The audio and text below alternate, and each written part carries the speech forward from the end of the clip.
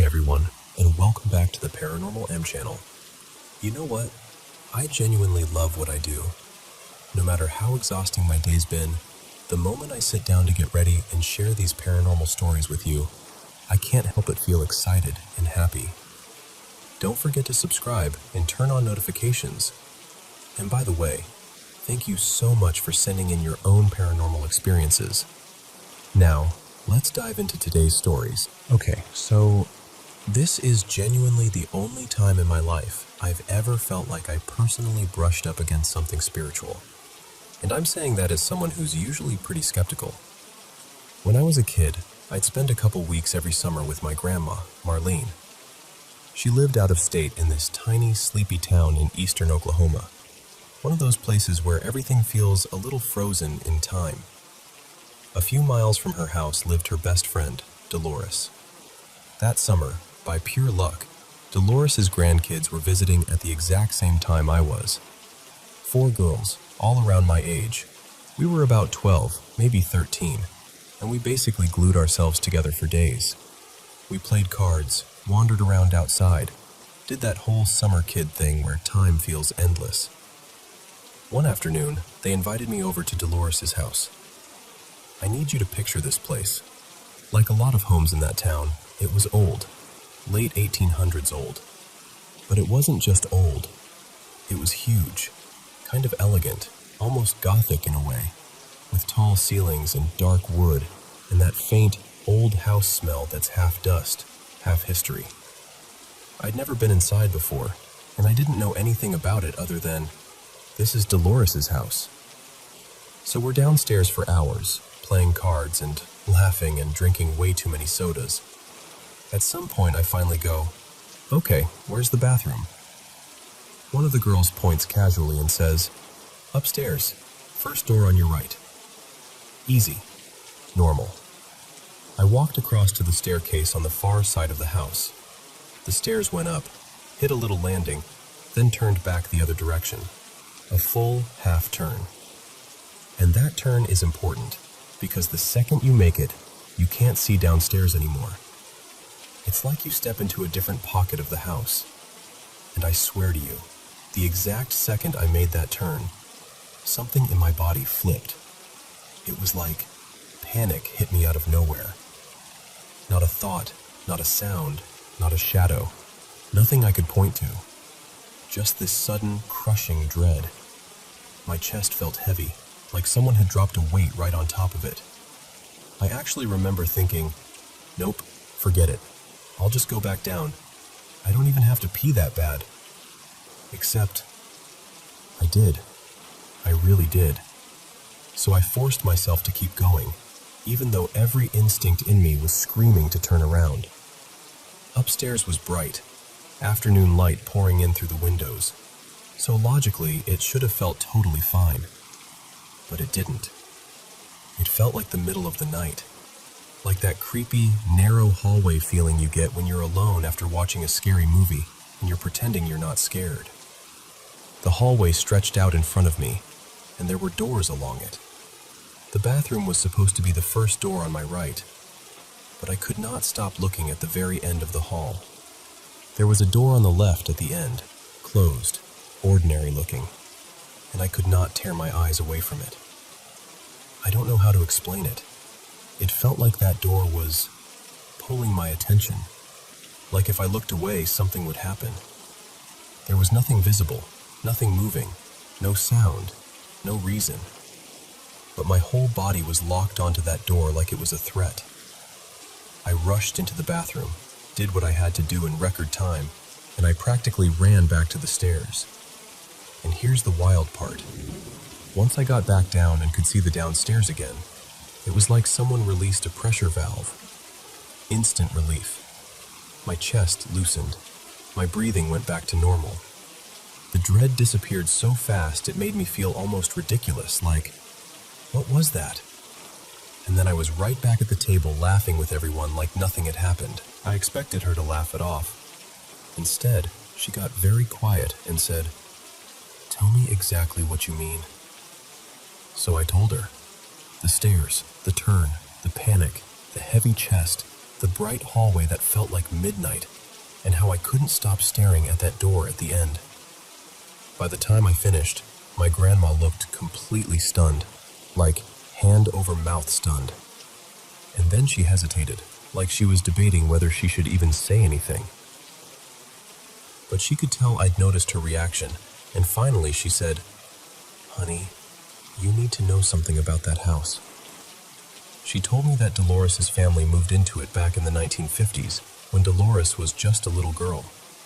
The house had been empty for years and was in rough shape, so they had to renovate a lot. During the planning, someone realized the upstairs layout didn't make sense. There were too many windows for the number of rooms, like there was a space missing. They traced it and figured there should have been an old-style storage closet, what people used to call a trunk room, completely sealed behind a wall. So they opened it, and inside, they found the remains of a teenage girl.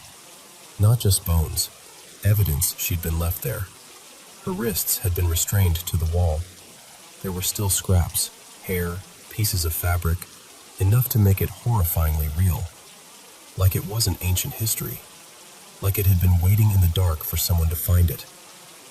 And Dolores's family somehow stayed. They finished the renovations. They turned that space back into storage again. And then my grandmother said, very softly, "That sealed room is at the end of the upstairs hall, behind the last door on the left." The same door I couldn't stop staring at. I remember just sitting there in the car, feeling cold all over. Because I hadn't been told anything. No one hinted. No one joked about it. I walked into that house totally normal, spent hours having fun, and then, at that turn in the stairs, it was like I walked into someone else's pain.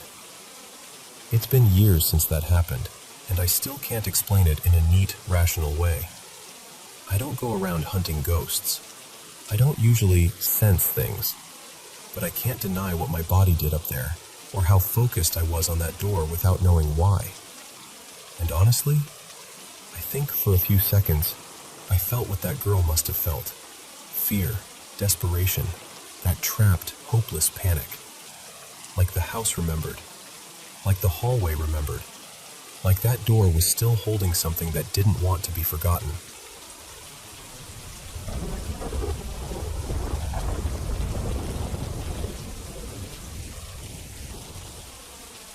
So, I moved into this new place a few months ago, and it's one of those gorgeous old Victorian houses. High ceilings, ornate trim, the kind of wooden details you don't see anymore. It's been split into a few units now, but the bones of it are still there, and honestly, that's what sold me. I love it, I really do. But you know how old houses are. They come with quirks. Doors that need a special touch. Floors that creak in their own little dialect, pipes that sing in the winter.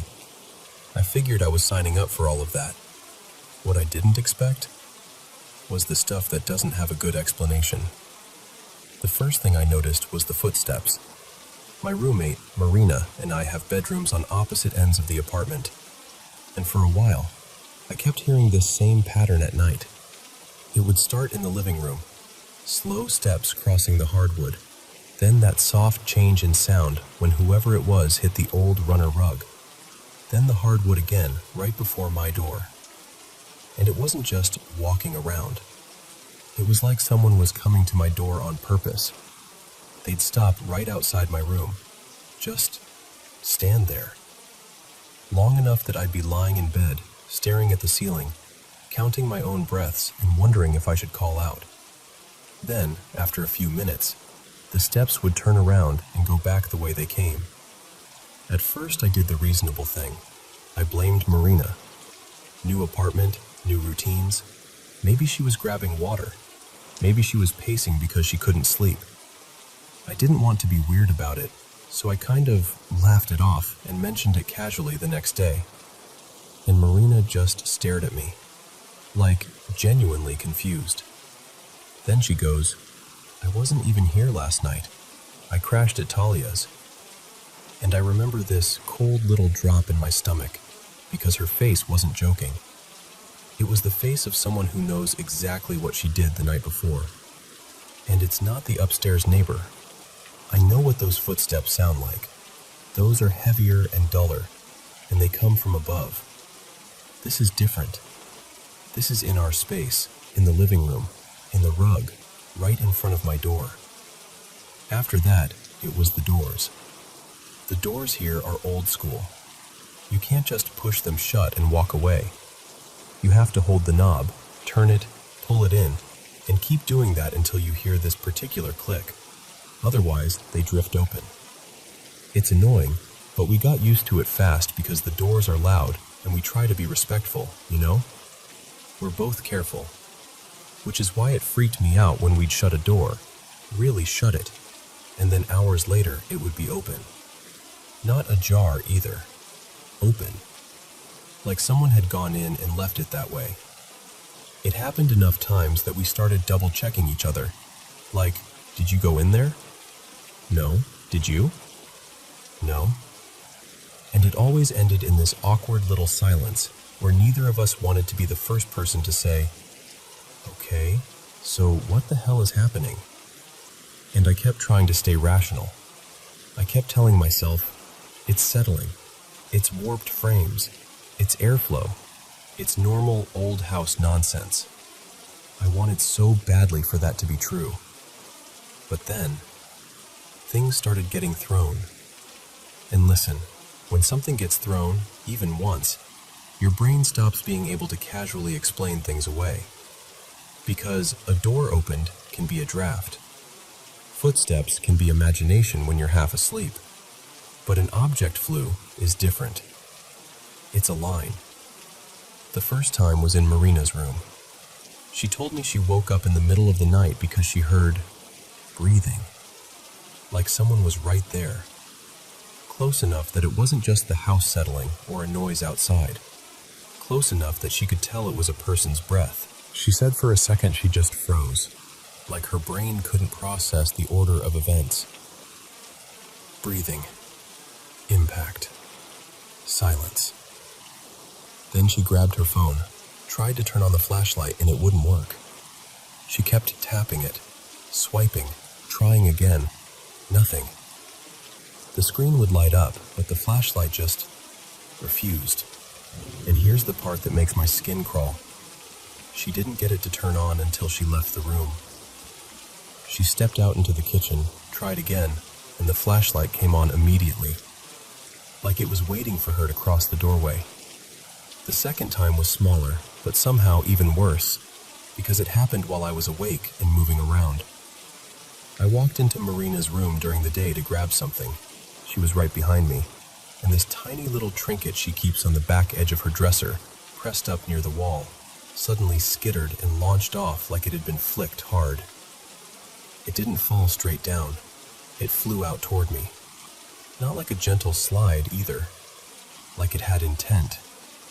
After that, we started noticing other things we'd been trying to ignore. The whispering, soft and half-formed, like you're almost catching words but not quite.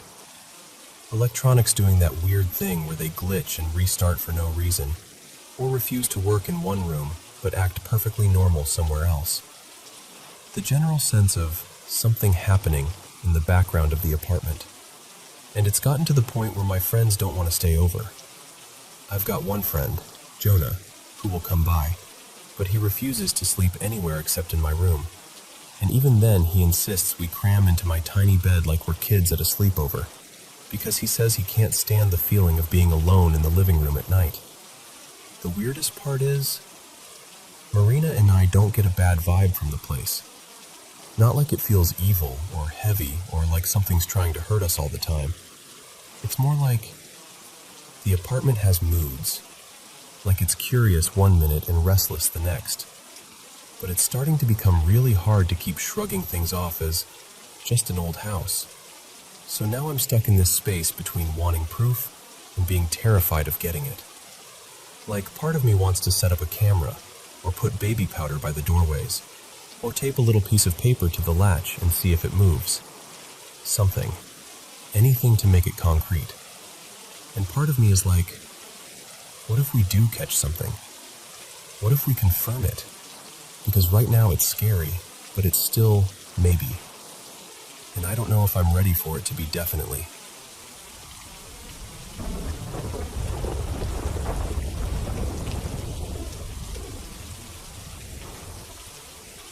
Hey, so I've had a handful of weird encounters in my life. Things that, for a long time, I tried to brush off as a kid's imagination, or my brain playing tricks on me when I was scared. And honestly, maybe that's still all they were. But a few of them stuck so hard in my memory that I can't help but wonder. When I was little, I was so easy to spook. My mom loved watching those paranormal investigation shows, the kind where someone hears a creak and suddenly the whole crew is whispering and acting like the house is about to swallow them whole. And of course, tiny me is sitting there absorbing all of that like it's a documentary. So, yeah, dark rooms, strange noises, anything unfamiliar at night. I was a mess. The first moment I really can't explain happened when I woke up in the middle of the night and saw who I thought was my grandma. Except it wasn't quite right. Her name was Nora, and she was still alive at the time, so you'd think seeing her wouldn't be scary. But my room had this strange bluish glow, like the moon was pouring straight through the walls. And there she was, right there near my bed, staring at me like she hadn't expected me to wake up. What made my stomach drop was how off she looked. Her eyes widened a little when she noticed I was awake, and I couldn't see her legs properly. Like the bottom half of her just wasn't there. And she had those big hair curlers in, the kind you'd expect someone to wear to bed. I froze, like the kind of frozen where you forget how to breathe. And then she turned around, quietly, casually, and walked out of my room. I waited for what felt like forever, then bolted to my parents' room and told them I'd seen something, that I'd seen her, but it didn't feel like her. My dad got up and checked the house, and nothing. No footsteps, no light switches, no, "Oh, it was just Nora checking on you." Nothing like that. The next morning, I went straight to my grandma and my mom in the living room, trying to sound brave, but probably looking pale. And Nora smiled and said, real matter of fact, "Oh, that was me. I came in to make sure you were covered. Mosquitoes were bad last night." And I wanted to accept that so badly. I really did. But here's the thing. That morning, her hair was normal. Flat, brushed, no curlers, no sign she'd slept in anything. And my grandma, she hated sleeping with rollers. I know because she complained about stuff like that constantly. So I nodded and pretended it made sense. But that little detail has never left me. The second one happened years later, when I was older, maybe around 15 or 16. My dad, my younger brother Kieran, and I used to go walking out in this scrubby woodland area, not too far from where we were staying. It wasn't deep forest or anything, but it had that dry, quiet feeling. Tall grass, scattered trees, dusty tracks. The kind of place where sound travels weird. One day, I decided I wanted to walk ahead and cut through the trees to meet the road again. My dad pointed and told me to head in one direction, and I'd find the dirt road that loops back toward the gate. And I did. I actually found it pretty quickly, and I was ridiculously proud of myself. I started down the road toward the gate like, look at me, I know exactly where I am. Then I rounded a bend and saw it. This huge black dog, way down the road, just standing there sideways across it. And it wasn't moving. It was just staring at me. I slowed down without even meaning to, like my body knew before my mind caught up. For a few seconds I actually kept walking, like maybe if I acted normal, it would act normal too. But it didn't even shift its weight. No sniffing, no head tilt, nothing. Just that fixed, steady stare. The panic hit hard and fast. I turned around and started walking quickly, then basically jogging back the way I came. And I kept looking over my shoulder, and every time I did, it was still there. Still not moving. Still watching. When I reached the bend again, I nearly collided with my dad and Kieran. I must have sounded ridiculous, out of breath, wide-eyed, telling them there was a massive dog on the road ahead. So we all go back together, turn the corner, and it's gone. No sound of it running off, no rustling in the brush. And the part that really messed with me, there were no paw prints. The dirt was soft enough that we should have seen something, but there was nothing, like it had never been there at all. And even now, if there had been prints, I would have shrugged it off as a stray dog or some big farm animal that got loose. But the blankness of it, the no trace part, keeps it filed in that mental drawer labeled, I don't know what that was. And then the last one. This one happened in high school, and it was my first experience with sleep paralysis. I woke up in the middle of the night on my side, and I remember immediately seeing movement reflected in the mirror across my room, like a shadow slipping past too quickly to focus on. My heart jumped, and then it's like my brain just cut out for a second. Next thing I knew, I was on my back. That same cold, bluish moonlight feel was back, filling the room like a filter. And at the corner of my bed stood a woman-shaped shadow, tall, still, with messy hair that puffed out around her head. Her eyes were bright white, like two small lights. I tried to talk. I tried to ask who she was, but nothing came out. No sound, no whisper, nothing. And weirdly, I wasn't even terrified of her at first. What truly freaked me out was realizing I couldn't move. I couldn't even shift my fingers. My whole body was locked, like I was pinned in place. I tried to yell, and that's when it happened again. Another blackout, like someone snapping off a switch. Then I woke up, back on my side, breathing like I'd run a race. Sweating, heart pounding, trying to convince myself I was fine. And the strangest part? The next day I wasn't traumatized. I was almost excited. Like my brain was going, that was insane. Did you feel that? I told my friend about it like it was some wild story from a movie. And it never happened again after that. So yeah, that's the big three. There are smaller moments I could mention, little things that are easy to dismiss, but those ones stayed vivid. I'm not asking anyone to believe me, honestly. Skepticism makes sense. I just know what I remember and how it felt. And I'm curious, have you ever had anything like that happen? Even just one moment you still can't explain? I genuinely love hearing other people's stories because it helps me feel a little less alone with mine.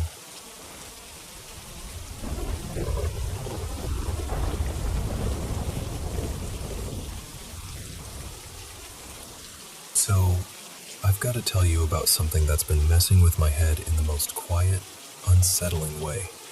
My boyfriend, well, I'll call him Eli, has had weird, unexplainable experiences since he was a kid. Not the vague, I felt a vibe kind of thing. I mean clear stuff. He's talked about hearing voices like someone was standing right beside him, hearing breathing in rooms where he was completely alone, even catching the smell of things that made no sense, like cigarette smoke or a very specific floral perfume, in his childhood home where nobody smoked and nobody wore anything like that. And it didn't stop there. He's seen what he swears were full-on apparitions, like not shadows, not corner-of-your-eye tricks, actual figures. He's also described that creepy feeling of being touched when no one was near him, the kind of stories where you can't tell if you want to ask more questions or cover your ears. So yeah, if anyone has some kind of connection to the spiritual side of things, it's him. Me? I'm the opposite. I'm the person who's lived my whole life without a single paranormal story. No footsteps, no voices, no spooky silhouettes. Even in old houses, even alone at night, nothing. I've always been able to shrug off ghost stories like, sure, okay.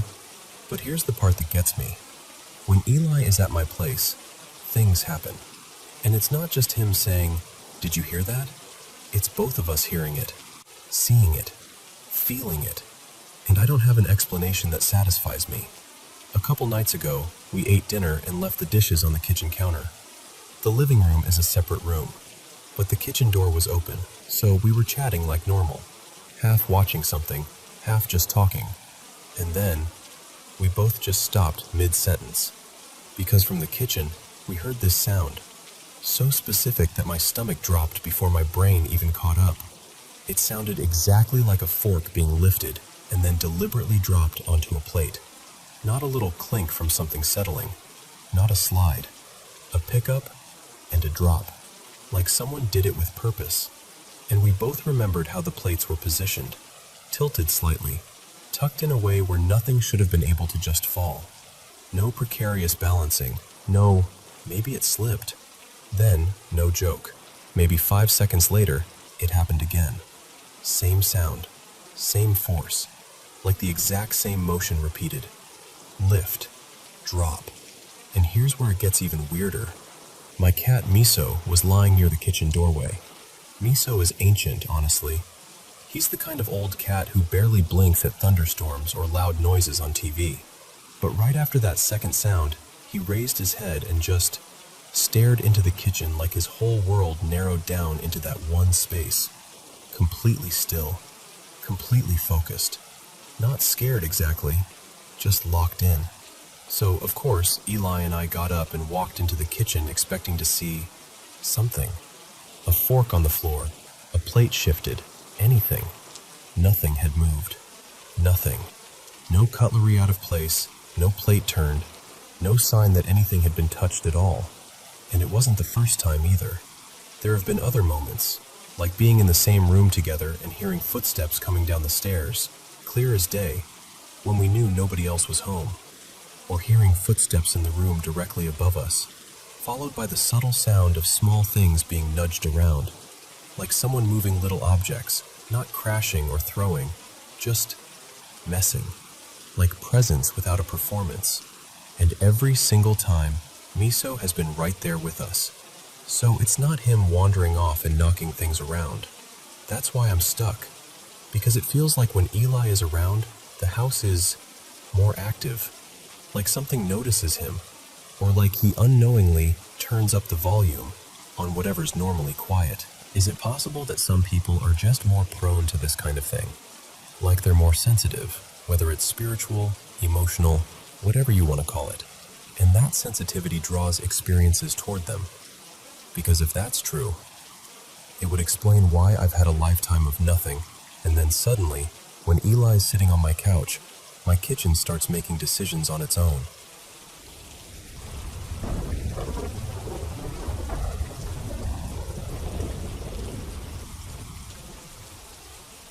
So, this all started at the very end of June, right as summer was settling in. I moved into my friend Dylan's house with my boyfriend Eli, and honestly, the setup seemed perfect at first. We got the whole basement to ourselves. One bedroom, this big open area with a fireplace, a bathroom, a deep storage closet, and even this weird little storage nook tucked under the stairs. It felt like we'd lucked out. But almost right away, I started feeling off. Before we moved in, Dylan told me that his ex used to live there with her 2 kids, and the downstairs bedroom had been the little girl's room.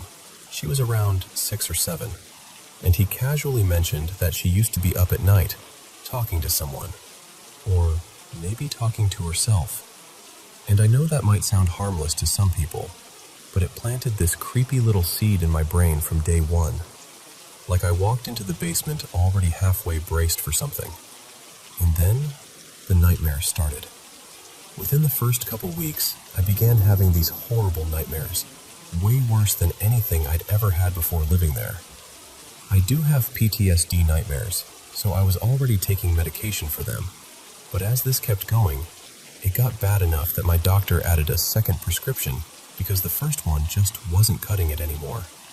And the thing is, if I sleep downstairs, it's almost guaranteed I'll have a nightmare. Almost every time. But if I fall asleep upstairs on Dylan's couch, totally normal sleep. No nightmares, not even once. That difference messes with me, because it makes it feel like it's not me. It feels like it's the space. One of the scariest ones happened recently, just a couple days ago. In the dream, someone told me, very clearly, that I'd been put under a spell. And I remember that phrase because it felt so specific and so calm, like they were stating a fact. I woke up immediately after that, heart pounding, and there was a wasp down there in the basement. And I know how that sounds, like, okay, a wasp is just a wasp, but I'm telling you, I have no idea how it got in. Doors were shut, windows were shut. It was just there, like it had been dropped into the room. And the nightmares keep escalating, darker, more vivid, more intense, like something is building momentum. There was one early on that still makes my skin crawl when I think about it. I'd had a nightmare so bad that I got out of bed and went upstairs because I didn't want to be down there anymore. I figured I'd sleep on the couch where it felt safer. So I lay down, trying to calm myself, and I had my hair up in a ponytail. The ponytail was hanging over the arm of the couch, and I swear to you, it felt like something tugged my hair. Not like it snagged on fabric, not like I rolled onto it. It felt like an actual pull, like fingers hooking it and giving it a little yank. I froze. I didn't want to move. I didn't even want to breathe too loud. And that's not even the only thing. I'm a student, so I'm home a lot more than the guys are. Eli works, and Dylan works too. Actually, they work together. So there are a lot of days where I'm alone in the house. And when I'm alone, I keep hearing things that make it seem like they're home. The sound I hear most is Dylan's cough. He smokes, and it's this really distinct throat-clearing cough he does. I'll hear that exact cough. And then I'll hear a lighter flick, like someone's lighting up. Sometimes I hear his laugh from upstairs, like he's reacting to something. And here's the part that really gets under my ribs. Sometimes it even sounds like music is playing upstairs. Not super loud, but enough that my brain goes, someone's up there. Except, no one is. And now I'm at this point where I don't know what's happening. I don't know if it's stress, the basement messing with my sleep, old house noises, my brain being on high alert, or something I can't explain. I just know I don't feel fully at ease down there anymore. And I guess what I'm really asking is, what would you think if you were in my shoes? What would you do?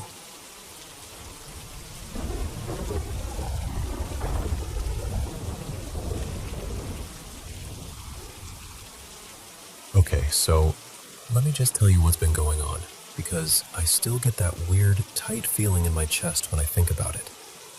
My partner, Eli, and I are moving into this old house he grew up in. He lived there for years with his grandma, Nana Joe. It's not some dreamy, fresh start situation either. It's more like, this is what we can afford right now, so we're making it work. And I've been trying to do the normal moving in stuff, you know? Cleaning out cabinets, wiping down walls, sorting through old boxes. But almost right away, the house started doing these little off things. Not like a horror movie jump scare every 5 seconds, just enough to make you pause and go, wait, did that really just happen? The first big thing was this old clock. It was hanging on the wall, one of those plain, kind of dated clocks that clearly belonged to someone's routine for a long time. Eli told me it hadn't worked in forever, like it had been broken for years. The minute hand was bent and there were no batteries in it. None. So I take it down on a Friday afternoon while I'm cleaning. I set it on a table in the hallway and I go to the bathroom. And I'm telling you, while I'm in there, I start hearing ticking. Not like maybe the pipes ticking, like a clock. A steady, clear tick, tick, tick coming from the hallway. I came out and just stood there for a second, trying to convince myself I was imagining it. And then Eli walks in holding the clock, eyes wide, like, "Babe, are you messing with me?" Because the clock is working. The second hand is moving. It's clicking and ticking like it's been alive the whole time. And I'm like, "Eli, There are no batteries in that. We checked. We opened it. Nothing. Empty. Now, here's the part that makes it complicated. Nana Jo passed away in this house a few years back. Eli's always talked about her like she was a real anchor in his life. Sweet, tough, the kind of woman who made you feel safe even when she didn't say much. So his first reaction wasn't fear. He actually got kind of soft about it, like he wanted it to mean something comforting. Since we've been there more, he's been walking through the house talking to her out loud sometimes. Just little things, like, "We're fixing it up, Nana," or "Hope you like what we're doing with the kitchen." And I'll be honest, some parts of the house feel totally normal. But there are a few spots where the air feels heavier, like the vibe changes when you step into them. Not freezing cold dramatic, just tense. Like you're not alone, even when you are. And that's where my mind keeps going. What if it's not her? Because Eli told me something from when he was a teenager, something nobody in his family knows, because they're intensely religious, and it would not go over well. When he was around 16, he and a couple cousins were sitting on the front porch messing around, being dumb teenagers. They were playing Truth or Dare, and they dared him to try some ritual they found online, some prove you're not scared kind of thing. And he did it. He says later that night he looked up and saw this tall, dark figure in his bedroom window, just standing there, watching him. No face he could explain, just the shape of something that didn't feel human. What makes it worse is he says it didn't stop. Even after that night, even after weeks and months passed, he'd catch glimpses of the same tall figure sometimes, like it would be standing down the road near the edge of the yard, facing the house. Like it was waiting, like it knew where he lived. He said he felt something climbing up his legs, slowly, like pressure and weight moving higher and higher, and he couldn't move a muscle. Then he felt it sit on his chest, heavy enough that he couldn't breathe right, like his lungs just couldn't expand. And he said something covered his face, like a hand or a shadow, and he heard a voice, right up close, telling him, "It's okay, it'll be over soon." And he woke up gasping, drenched in sweat, like he'd been running. He still talks about it like it's burned into him. So now fast forward almost a decade. We're moving back into that house. And the room where he says the worst of it happened, that's going to be our little girl's room. Our daughter Lila is 6. She's tiny. She's bright and sweet, and she still believes the world is mostly good. And the idea of her sleeping in the same space where he saw that figure makes my stomach twist. And then, like it needed to get even weirder, Eli's Uncle Ray lives in a camper right outside the house. He told me recently that he's been seeing a tall, dark figure too, from outside, near the road. And Ray has no clue about what happened to Eli when he was 16.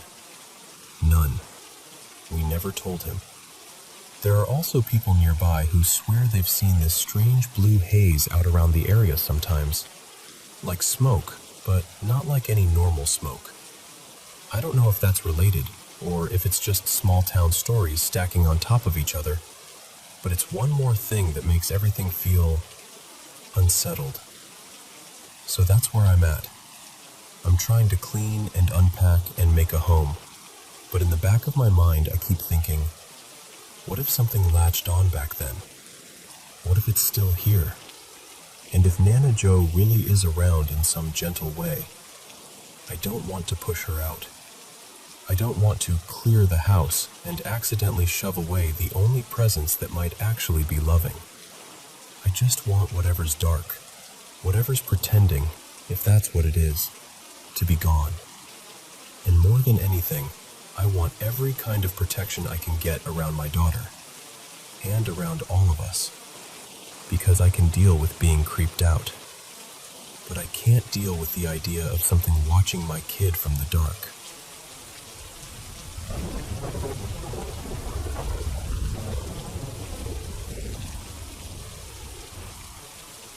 You know how there are some childhood memories that feel kind of blurry?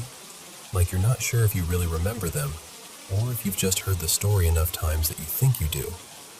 This one isn't like that for me. This one is sharp.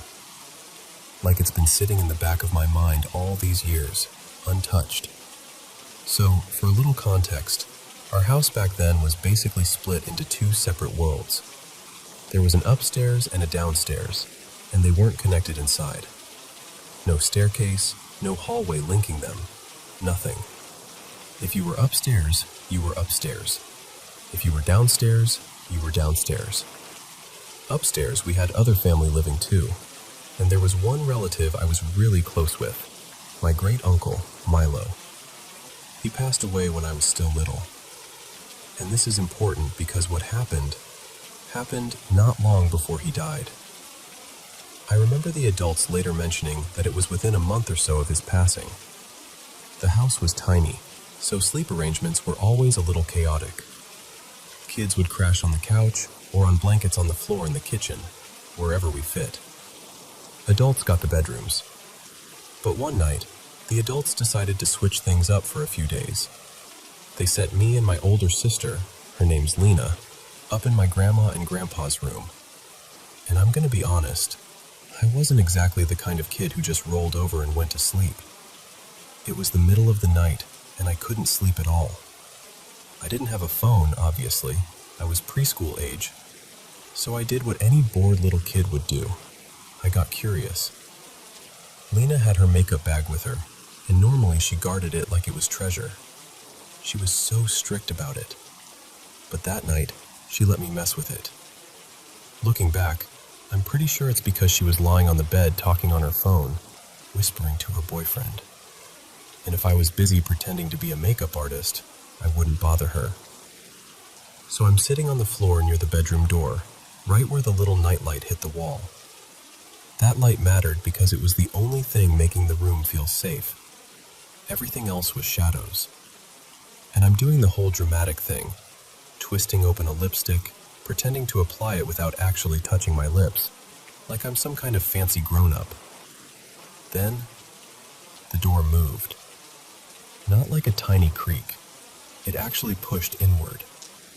And because I was sitting right in front of it, kind of blocking it, it nudged me too. Just a little, but enough that I felt it. My first thought wasn't fear. My first thought was, oh, Grandma's checking on us. Because she always did that. She always came in to make sure we were tucked in right, blankets on, everything okay. So I get this little happy rush, and I lean forward and peek my head through the opening, expecting to see her silhouette, or her face, or someone. But there was nobody. Just pitch black darkness on the other side. Like the kind of darkness that feels heavy. Not just the lights are off, but there is nothing there. My smile vanished so fast. I pulled my head back in, shut the door, and turned to look at Lena. And she looked at me, like she'd felt something too. She goes, "Who was that?" And I remember saying, really quietly, "There's no one." And she immediately went, "What do you mean, no one?" She slid off the bed and came toward the door like she was going to prove me wrong. Like, obviously it was Grandma or Grandpa. But when she tried to open it, it wouldn't open. It was like something was holding it from the other side. Or like it was locked, but it wasn't supposed to be. We weren't the type of family to lock bedroom doors like that. She tugged again, harder. Nothing. And that's when the fear finally hit me. Because now it wasn't just, the door moved. Now it was, the door moved and we can't open it. And Lena, she got scared too. I could see it. But she did that older sibling thing where she tried to hide it because my panic was getting worse. She told me, okay, let's just go to sleep. It's fine." Then she put music on her phone, low, like she was trying to fill the room with something normal, something human.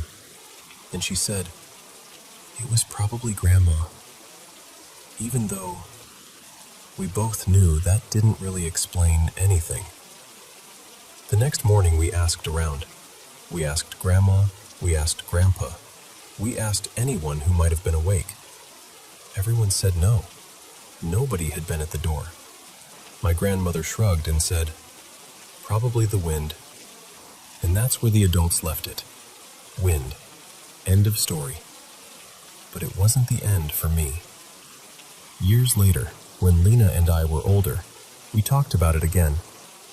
I asked her what she remembered, because I needed to know if I had imagined any part of it. And Lena told me something that made my stomach drop all over again. She said that while I was on the floor playing, she was lying on the bed still on the phone. She was watching me on and off while talking, not really paying full attention, just keeping an eye on me like sisters do. And she said, right as her call was about to end, she saw the doorknob twist. Like, actually twist. And the door opened slightly. She watched me poke my head out and just freeze there for a few seconds, not saying a word. Then I shut the door and turned to look at her. So from her point of view, it looked like I saw someone. That's why she asked, "Who was that?" Then when I told her, "No one," she thought I was messing with her. But when she went to check, she said the door felt like it was locked from the outside. And she admitted something else too. She said she was scared. Really scared.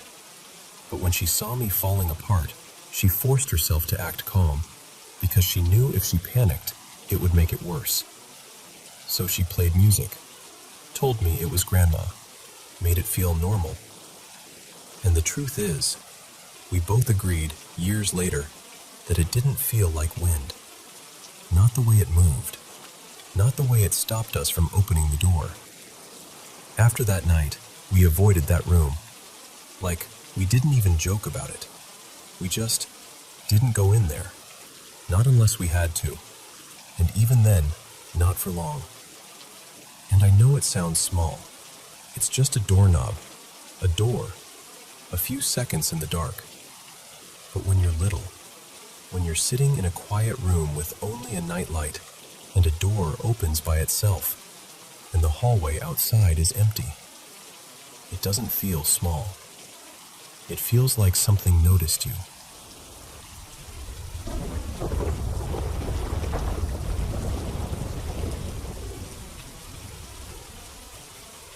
Okay, I'm going to try to tell this as clearly as I can, because even now, it feels like trying to describe a color I can't quite name. So, I was sitting there with my partner, Evan, just talking, like normal, everyday talking.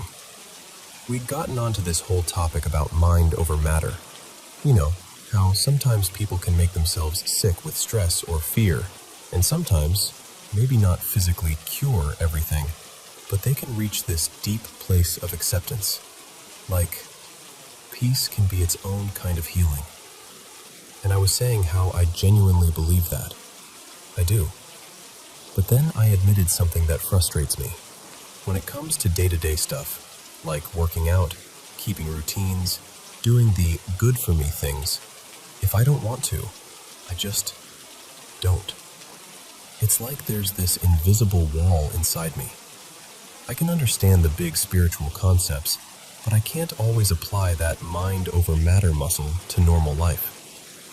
I even started explaining how my brain doesn't always hold the big picture long enough to motivate me, especially with the way I'm wired, always masking, always juggling a million thoughts at once. And then, I stopped mid-sentence.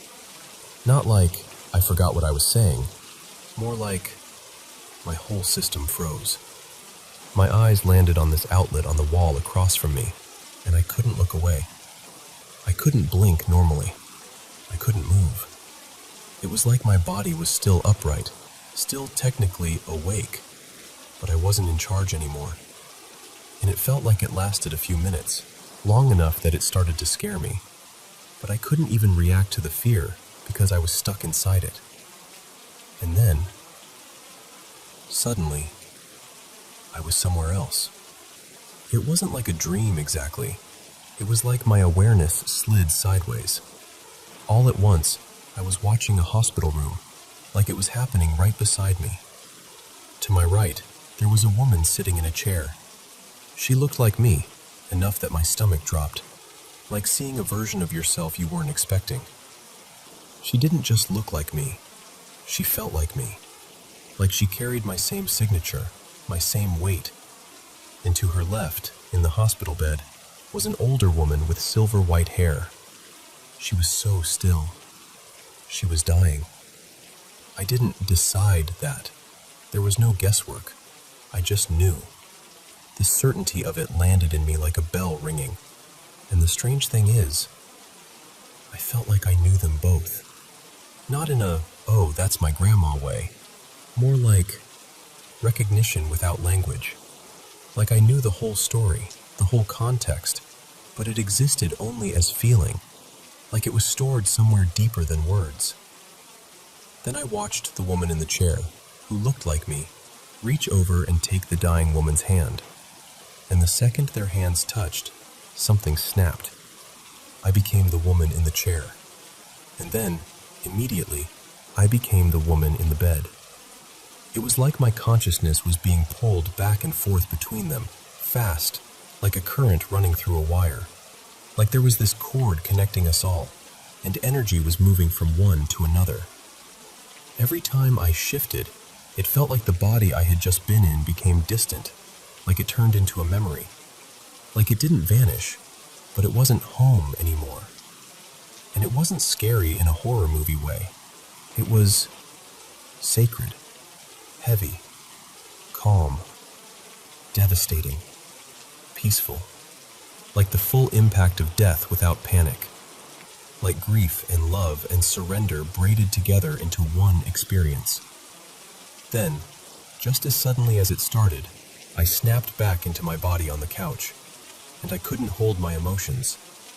At first, it was like everything went numb, and I could only get out these tiny words, wow, and whoa, like that was all my mouth could manage. And then I started sobbing, like deep, uncontrollable sobbing. But it wasn't just sadness. It was like my whole nervous system was trying to process something way too big, and I got cold, like bone cold. I was on the edge of the couch, and there's a part I can't fully piece together, but I remember feeling like I fell backward, like my body just dropped. Then I shot upright so fast it didn't even feel like my muscles did it. It felt like I was yanked back into myself, like something reeled me in, like I'd been gone and then, zip, there I was, fully back.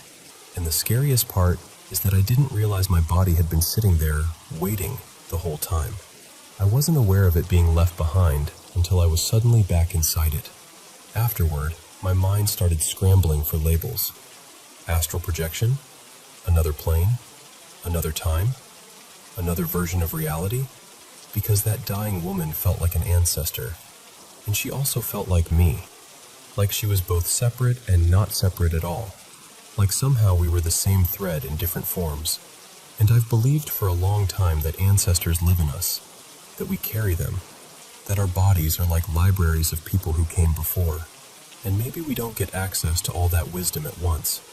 Maybe we have to earn it, piece by piece. Like learning, like leveling up, like we're meant to grow into it. And the truth is, things like this have been happening to me more lately. Not always this intense, but my intuition has been louder. My experiences have been sharper. A few weeks ago, I was overwhelmed with emotion at work, and I felt this buzzing around me, like the air itself was vibrating. And my coworker, Marco, actually looked at me and said he could see something around me, like energy, like a shimmering aura. I've had dreams where I felt that same enormous peace, and that same sense of death being present, but in the dream world. This was different because I was fully awake, mid-conversation, in real life. After it happened, I couldn't warm up. The air felt strange. I felt untethered, like I wasn't fully locked into the world yet. And this thought flashed through my mind, just for a second. What if I'm dying? Like maybe that's what it feels like when you're crossing over, and I accidentally brushed up against it. And then another thought hit right behind it. What if this is a mental break? And I remember thinking, wow, I can't even describe what just happened. Because I've had experiences on substances before, times on psychedelics where reality cracked open, where love and grief and eternity all made sense at once. But this wasn't that. This was sober. This was in the middle of ordinary life. And it felt eerily similar to certain dreams I've had. Like maybe dreams aren't just dreams. Like maybe they're another door, and I'm left here holding it, trying to make sense of it, still feeling the echo of that chord, still feeling like somewhere, some version of me, is still sitting in that hospital room, holding a hand, letting go, and becoming something else.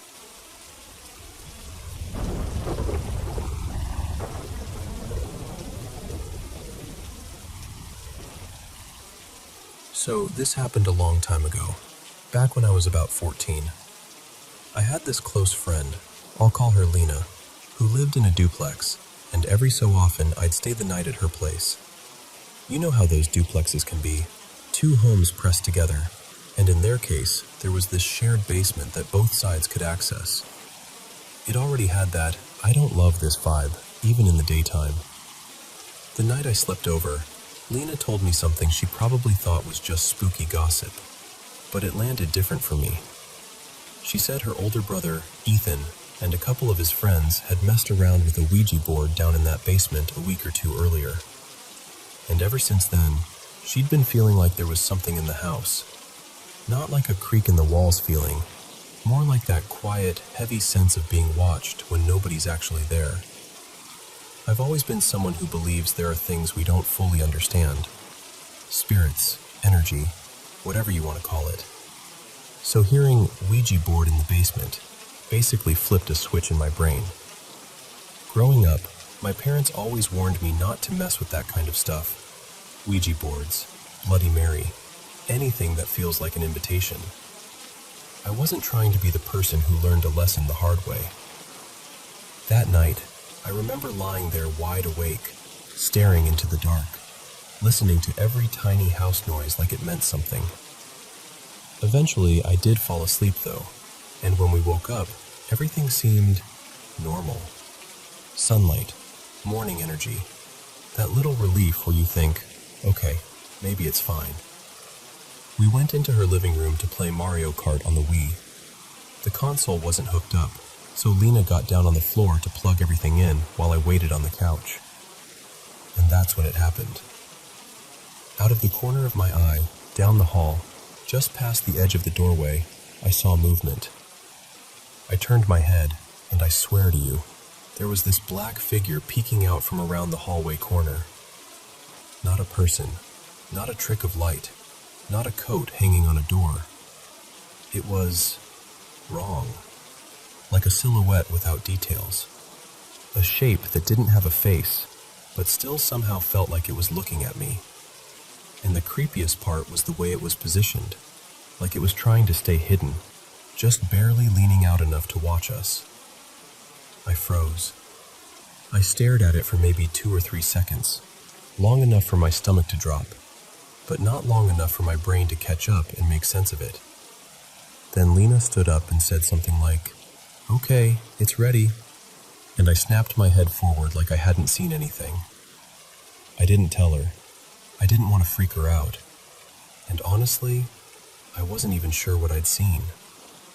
I told myself it was my imagination, or my nerves, or the fact that she'd planted that Ouija board story in my head the night before. So we started playing, and for a few minutes, I almost relaxed. Almost. Then maybe 10 minutes in, Lena suddenly paused the game. And when she spoke, her voice was barely above a whisper.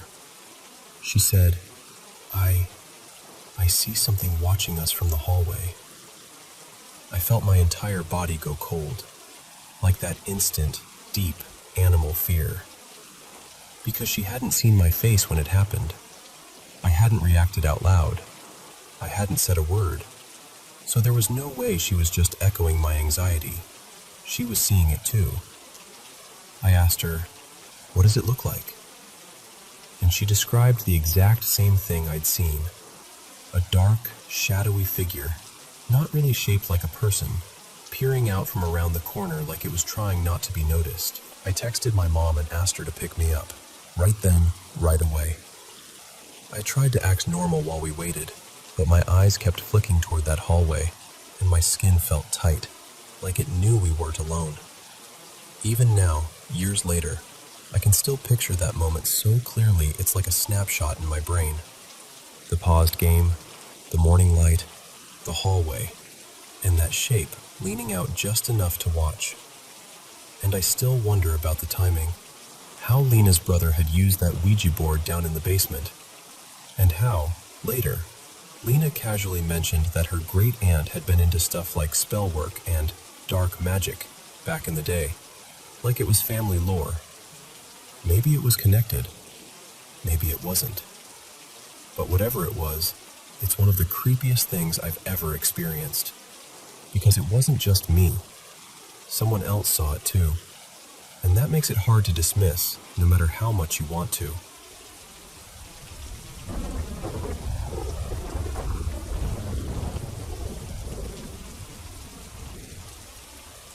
I'm honestly a little up, and I just need to say this out loud to someone who will listen. So, some quick context. My mom passed away a couple years back, right around this time of year. It was from ALS. That anniversary just hit, and I thought I was doing okay. But grief has this way of hanging around in your blind spots, you know? Yesterday, I was at a shopping center on the south side of town. Not all day or anything, but long enough that I felt worn down, like that tired, headachy, I need to be in my own bed kind of feeling. I was literally on my way out, keys basically in my hand, and then I got this weird, sudden pull, like, go see a movie right now. Not a gentle thought, a urge. So I checked what was starting soon, and there was a showing in 10 minutes for this thriller called Hollow Faith. I knew nothing about it, hadn't even seen a trailer. I remember thinking, please don't let this be one of those movies that randomly punches you in the heart with parent stuff. And then, of course, near the beginning, one of the characters casually mentions her dad died from Lou Gehrig's disease, ALS. It's just dropped in there, and then it never really comes up again. It felt oddly specific, like the universe tapping me on the shoulder and going, hey, pay attention. And I'm sitting there in the dark like, seriously? Today? But okay, fine. Weird coincidence. I go home. Then later that night, I'm on the couch and I can't find a scrunchie I swear I just set down. I look all around me, between cushions, under a blanket, the usual places. Nothing. I finally get up, slightly annoyed, and grab another one from the bathroom. When I sit back down, the one I couldn't find is sitting neatly on a pillow on the ottoman. And I know how that sounds, but I'm telling you, I had looked right at that pillow earlier because there was this silver charm bracelet sitting on it and it caught my eye. The scrunchie was not there. And then suddenly it was, like it had been placed there on purpose. I tried to laugh it off because what else do you do? But my stomach did that little flip. That something is off feeling. Later, my partner, Eli, and I are watching TV. We've got the baby monitor next to me because our little one is asleep down the hall. And out of the corner of my eye, I see this quick flicker, like a flash of movement or light, right where there shouldn't be anything moving. My first instinct is that it's, I don't know, a reflection or a low battery indicator. So I tell myself that. I rationalize it. I don't want to spiral. And then we go to bed. Around 12:30 in the morning, while we're fully asleep, there are 3 distinct knocks on my nightstand. Not on the wall, not from somewhere across the room, on the nightstand. Like tap, tap, tap, spaced out, deliberate. I sit straight up. Eli sits straight up. We both heard it. And I'm scanning the surface, trying to make it make sense. Like maybe something shifted or fell, but nothing's out of place. There's nothing wobbly, nothing perched on an edge, nothing that should have made that sound. It's one of those moments where your brain is sprinting ahead, desperate to label it as anything normal, but your body already decided it wasn't. Then this morning, we walk outside and one of our backyard trees has split down the middle. Half of it is just broken, tipped into the yard. We've had heavy snow lately, and the tree still had a bunch of leaves, so logically I get it. The weight was too much. But the timing of it, layered on top of everything else, it felt like punctuation.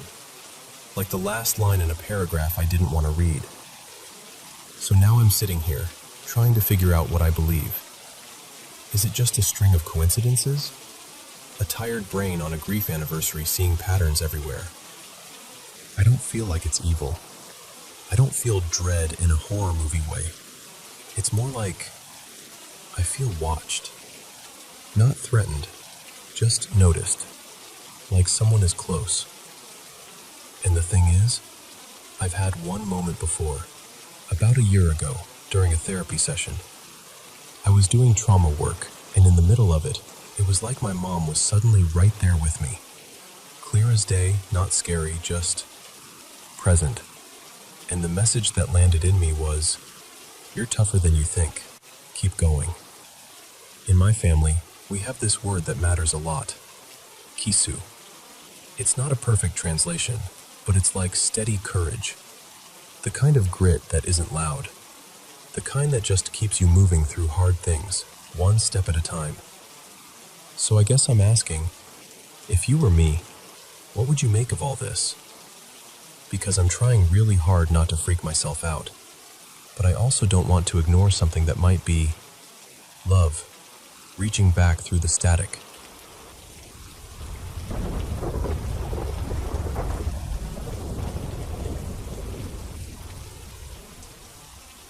So, I've just moved back to my hometown, McLaren Vale in South Australia, after being away for what feels like forever. About 8 years, give or take. And I'll be honest with you. There's one night I still replay in my head, because I still can't fully wrap my brain around what we saw. And the weird part is, I'm not the only one. My old mate remembers it too, crystal clear. It was late spring. I'm pretty sure it was October 2012. I'd only just gotten my provisional license, and I was riding that wave of freedom like it was the best thing that had ever happened to me.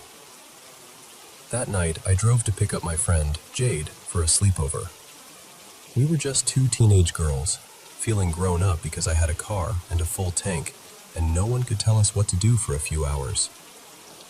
It was around 8:30 p.m. when we were heading back toward McLaren Vale. We came off Main South Road and turned left onto Tatachilla Road.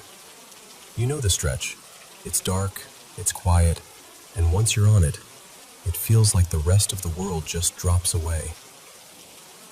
Jade was in the passenger seat, totally absorbed in her phone, thumbs flying. I was driving, half chatting, half just enjoying the night, until I saw something ahead in the headlights and my whole body went cold. I stopped the car dead in the middle of the road. I remember my voice coming out all broken as I went, "Jade, mate, what is that?" She didn't even look up at first, so I nudged her, harder than I meant to. That annoyed kind of panic, you know? Like, please look, please just look right now. She finally lifted her head, ready to give me attitude, and then her face just drained, like someone had pulled the color out of her. And she goes, barely a whisper, "Dude, what the hell is that?" Because right there, about 10 feet in front of my little hatchback, was this thing crouched low in the road. At first, my brain tried to rescue me. I remember thinking, is it a kangaroo? Has it been hit? Is it injured? Anything normal, anything explainable. But it wasn't normal. It was tall, even hunched like that. It looked around 6 foot. Skinny in a way that didn't look natural, like it had no proper muscle on it at all. Arms and legs too long.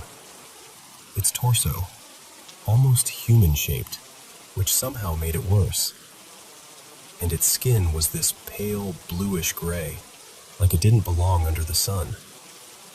It looked thin. Not just skinny, thin like paper, like you could see right through it. And you basically could. In the headlights, the bones stood out under its skin like they were pressed up against the surface. I could see ribs, every single one. Like the skin didn't hide anything, just clung to it. Its head was bare, no hair, and it had these black eyes that were just wrong. Not dark brown, not they're shadowed, just black, like two holes. And here's the part that still makes my stomach twist. They didn't reflect the headlights. There was no shine, no glint, nothing human in them at all. It had no real nose either, just two holes where a nose should have been.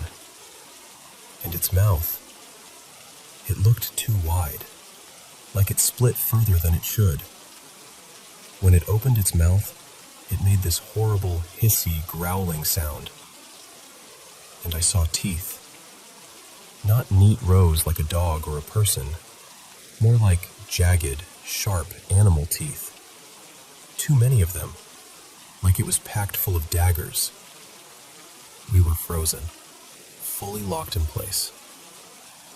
And the thing just stared at us. It would open its mouth, show its teeth, close it again, like it was warning us, like it was telling us, don't you move, don't you do anything stupid. And I swear to you, we sat there like that for what felt like forever, but was probably about 2 minutes.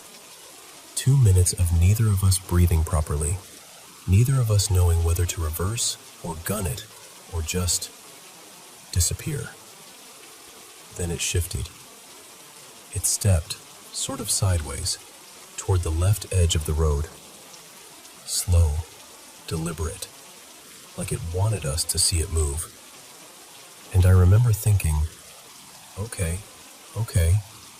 maybe it's giving us room.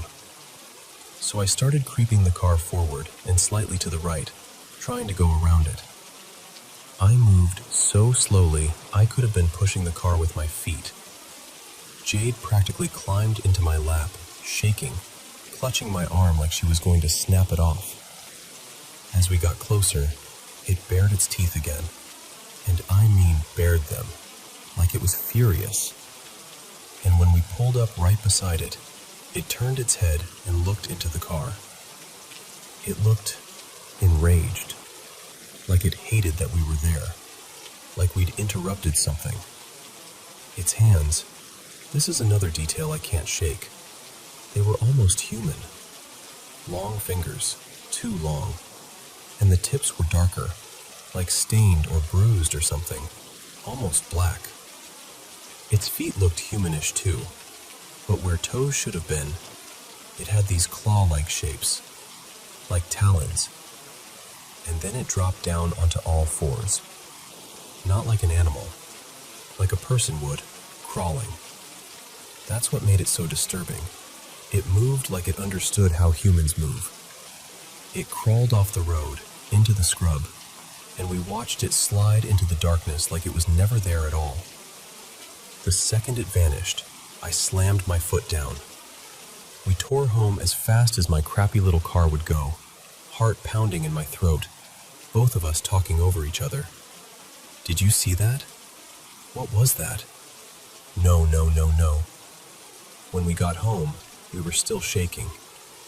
But my parents didn't believe us. They looked at our faces and our panic and still went, "Yeah, right. You've probably been messing around. Maybe you're just imagining things." They assumed we'd smoked something. We hadn't. We didn't need drugs. The road had handed us something worse. And here's the thing. For years, I barely spoke about it. I think my brain filed it away as a nightmare just so I could sleep. Like, that didn't happen. It couldn't have. But then during COVID lockdowns in 2020, I brought it up to Jade again, kind of casually, like I was testing the water. And without hesitating, she repeated details that I hadn't even said out loud. The road, the stopping, the eyes, the teeth, the way it crawled away, word for word, like it had been sitting in her head the whole time too. After that, I started searching for other people who might have seen something similar around McLaren Vale, especially near that exact stretch of Tatachila Road. I even posted about it online a couple years back on some paranormal forum, and now I can't find the post anywhere, which is frustrating because I actually got replies. I don't know what to call what we saw. I don't know if it has a name. All I know is it was real enough that two teenagers sat in dead silence for 2 minutes, staring at something that shouldn't exist. And 15 years later, we still remember it the same way. And every time I drive that road at night now, I slow down. Just a little. Because part of me is still waiting to see it again.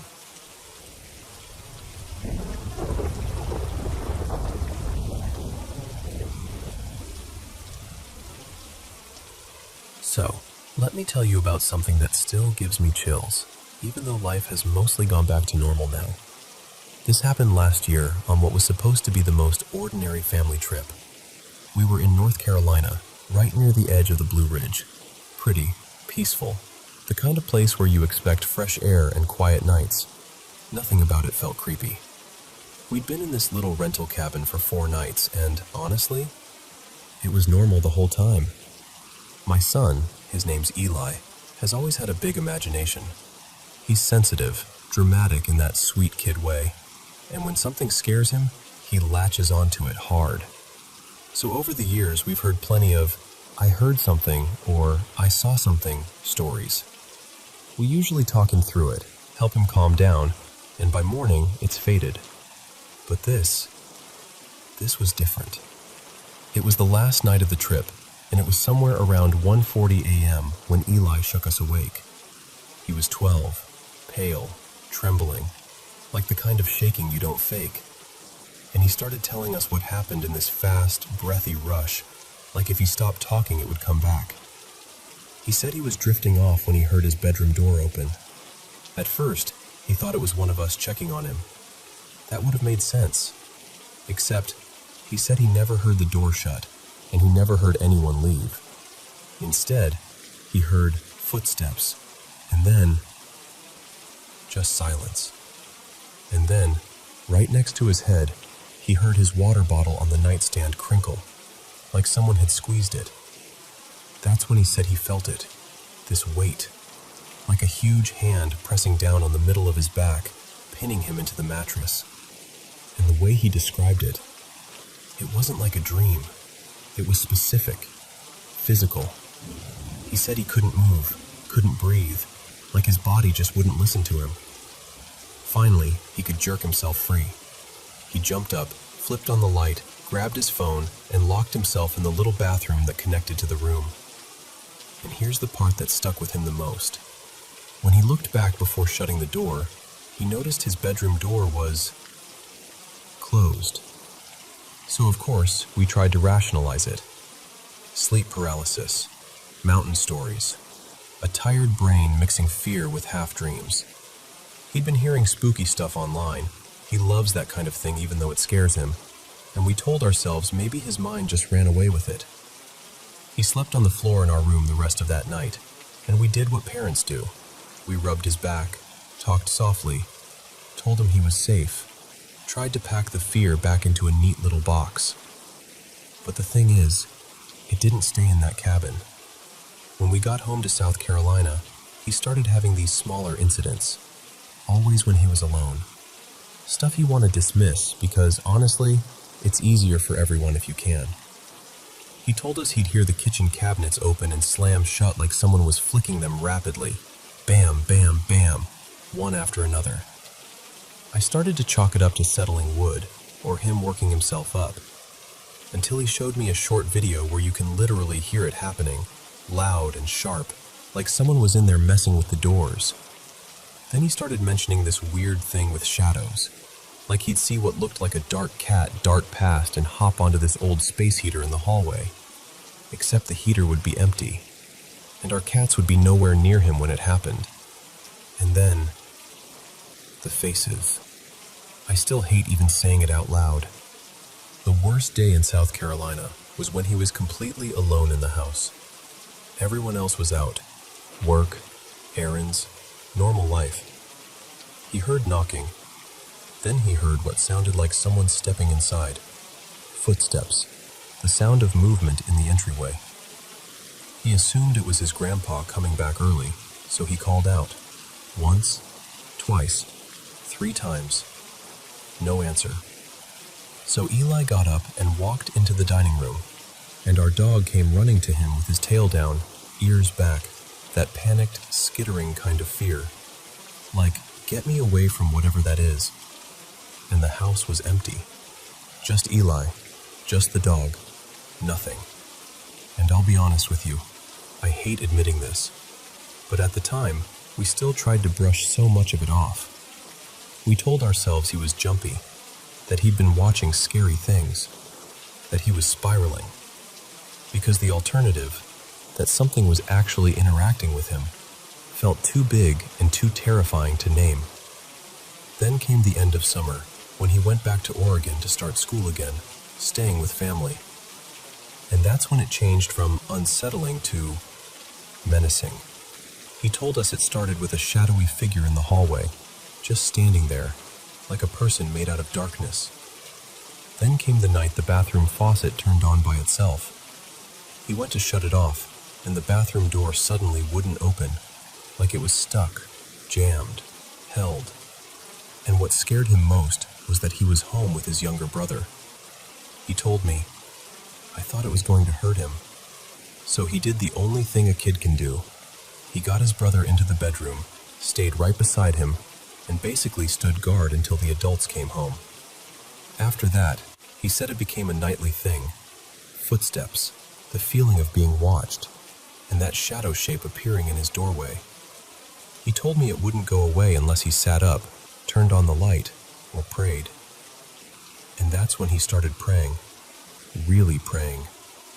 He started going to church with his aunt and uncle, started talking about God in this way that didn't feel forced or performative. It felt like he'd found a rope to hold on to. The last incident he described is the one I can picture too clearly.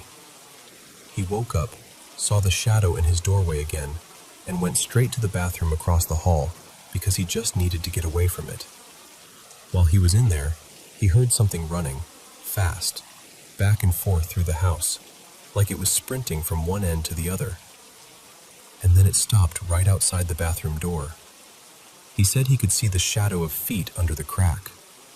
And he told me he hit this moment of exhaustion, like, I'm done being hunted in my own life. So he grabbed the handle, flung the door open, ready to confront whatever it was, and the hallway was empty. After that, it faded. It stopped.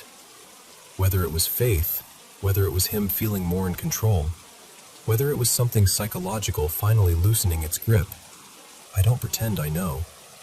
I only know the incidents ended, and he became lighter again. Now he talks about it more openly. He's not shaking when he tells it. He's not hiding it. And he hasn't had anything else happen in a long time.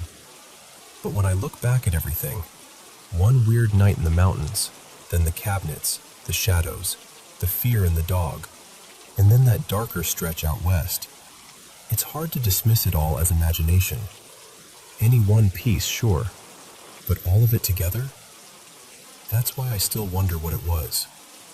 So yeah, we're okay now. But every time I think about that first night, how ordinary everything felt until it wasn't, I get that same tight feeling in my chest. And I can't help but wonder, if something did latch onto him back then, why him? And why did it finally let go?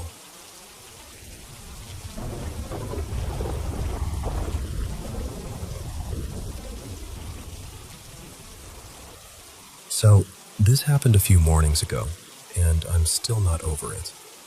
I did my usual routine before heading out. Walked into my mom's room because her bathroom is where I always do my hair. She was out, like fully asleep, knocked out cold. She was facing toward the bathroom, eyes closed, breathing. Normal. I leave, do my thing, and then I come back in maybe 15 or 20 minutes later to tell her I'm heading out, because she usually wakes up when I do that. So I'm like, "All right, Ma, I'm leaving." Nothing. No, no shifting. Not even that little annoyed sigh she does when she's half asleep. And when I looked again, she had turned. Now she was on her side facing the window, with her back to me, still completely still. And for a second I'm thinking, okay, she's just really tired today. But something in me felt off, like my stomach dropped for no reason. So I walk closer, and that's when I see her face. Her eyes were wide open, not blinking, not moving, just this blank, dead stare aimed up toward the ceiling, like she was awake but not there. Her body was still turned toward the window, but her eyes were locked upward like she was frozen. I said, "Mama?" Kind of soft at first, and then louder, like, "Mama!" Nothing. So I start calling her name over and over. "Mom! Mom!" And I'm getting louder because I'm honestly thinking maybe she's messing with me, like trying to scare me or something. But the longer it went on, the less it felt like a joke. I shook her shoulder, hard, and she still didn't react. Her eyes didn't flinch. Nothing changed in her face. She just stayed staring, like a statue. It felt like forever, but it was probably a minute, maybe a little more. And then finally, she blinked. Like this deep, heavy blink, almost like she was coming back from somewhere. And she goes, all confused, "What? What's wrong? What's wrong?"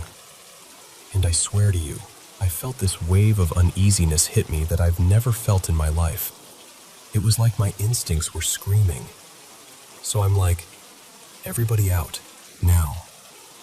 I told my daughter, Nina, to get out of the room, and I shooed our dog, Rocky, out too. I didn't even want anyone standing in there with her. And then I stepped out myself because I just couldn't stay in that room. My heart was pounding. We went into the living room, and my mom looked exhausted, like she hadn't slept in days. She kept trying to calm me down, like, I'm fine, I don't know anyone you're acting like that." But I couldn't explain it. I didn't even have the words. I just knew what I saw didn't feel normal. Eventually I had to leave for class, so I did, still shaky, still checking my phone every 5 seconds. I called her on my way, and she tried to reassure me again. She was like, "Don't worry, I'm okay." And she even laughed a little, like she wanted to lighten it up. And then right as I'm pulling up at school, she goes, all casual, "It was a joke." Like, "Girl, no, it wasn't." And she swears it was, but deep down, I know what I saw. That wasn't her playing around. That was something else. And what makes it worse is, this hasn't been the only weird thing lately. Like, over the past month, she's had other unsettling stuff happen. One night she told me she was dozing off in her room. Everyone else was asleep, my stepdad included, right there in bed next to her. And she said she saw this shadow, like the shape of a person, move past the TV, which is directly across from her. She got scared, closed her eyes, and forced herself back to sleep. And when he finally got her fully awake, she shot up into a panic. Like full panic, screaming, praying, shaking, like she thought something was in the room with her. That's basically all she's admitted to me, because she doesn't like telling me things that'll freak me out. But I can tell she's been holding back. And here's the part that messes with me. Creepy stuff has been happening in that house since I was little, since I was like 7. And I'm 25 now. I'm not even someone who's super deep into believing in paranormal stuff, but it's always been there in the background, you know? And after my abuelo passed away in my mom's bedroom back in 2016, it's like things got heavier, like the house changed. So now I'm stuck between two thoughts. Am I reading too much into it? Or am I ignoring something I shouldn't? Because what I saw that morning, her eyes open, staring, not responding, was the most unsettling thing I've ever experienced. And I honestly don't know what I'm supposed to do with that.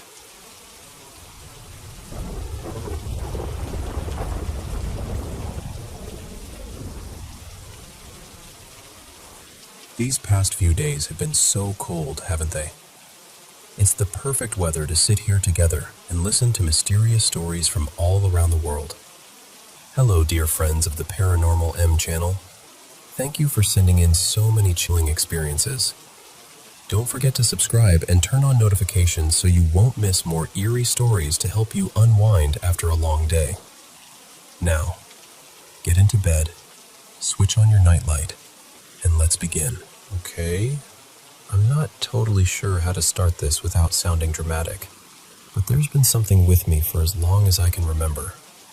My mom, Layla, doesn't like talking about it, so what I know from when I was little is kind of pieced together. Apparently, as a toddler, I used to tell her I had friends in the house, or that I was seeing things that weren't there. She said I'd draw pictures of it, like over and over, and the second I'd hand them to her, she'd toss them.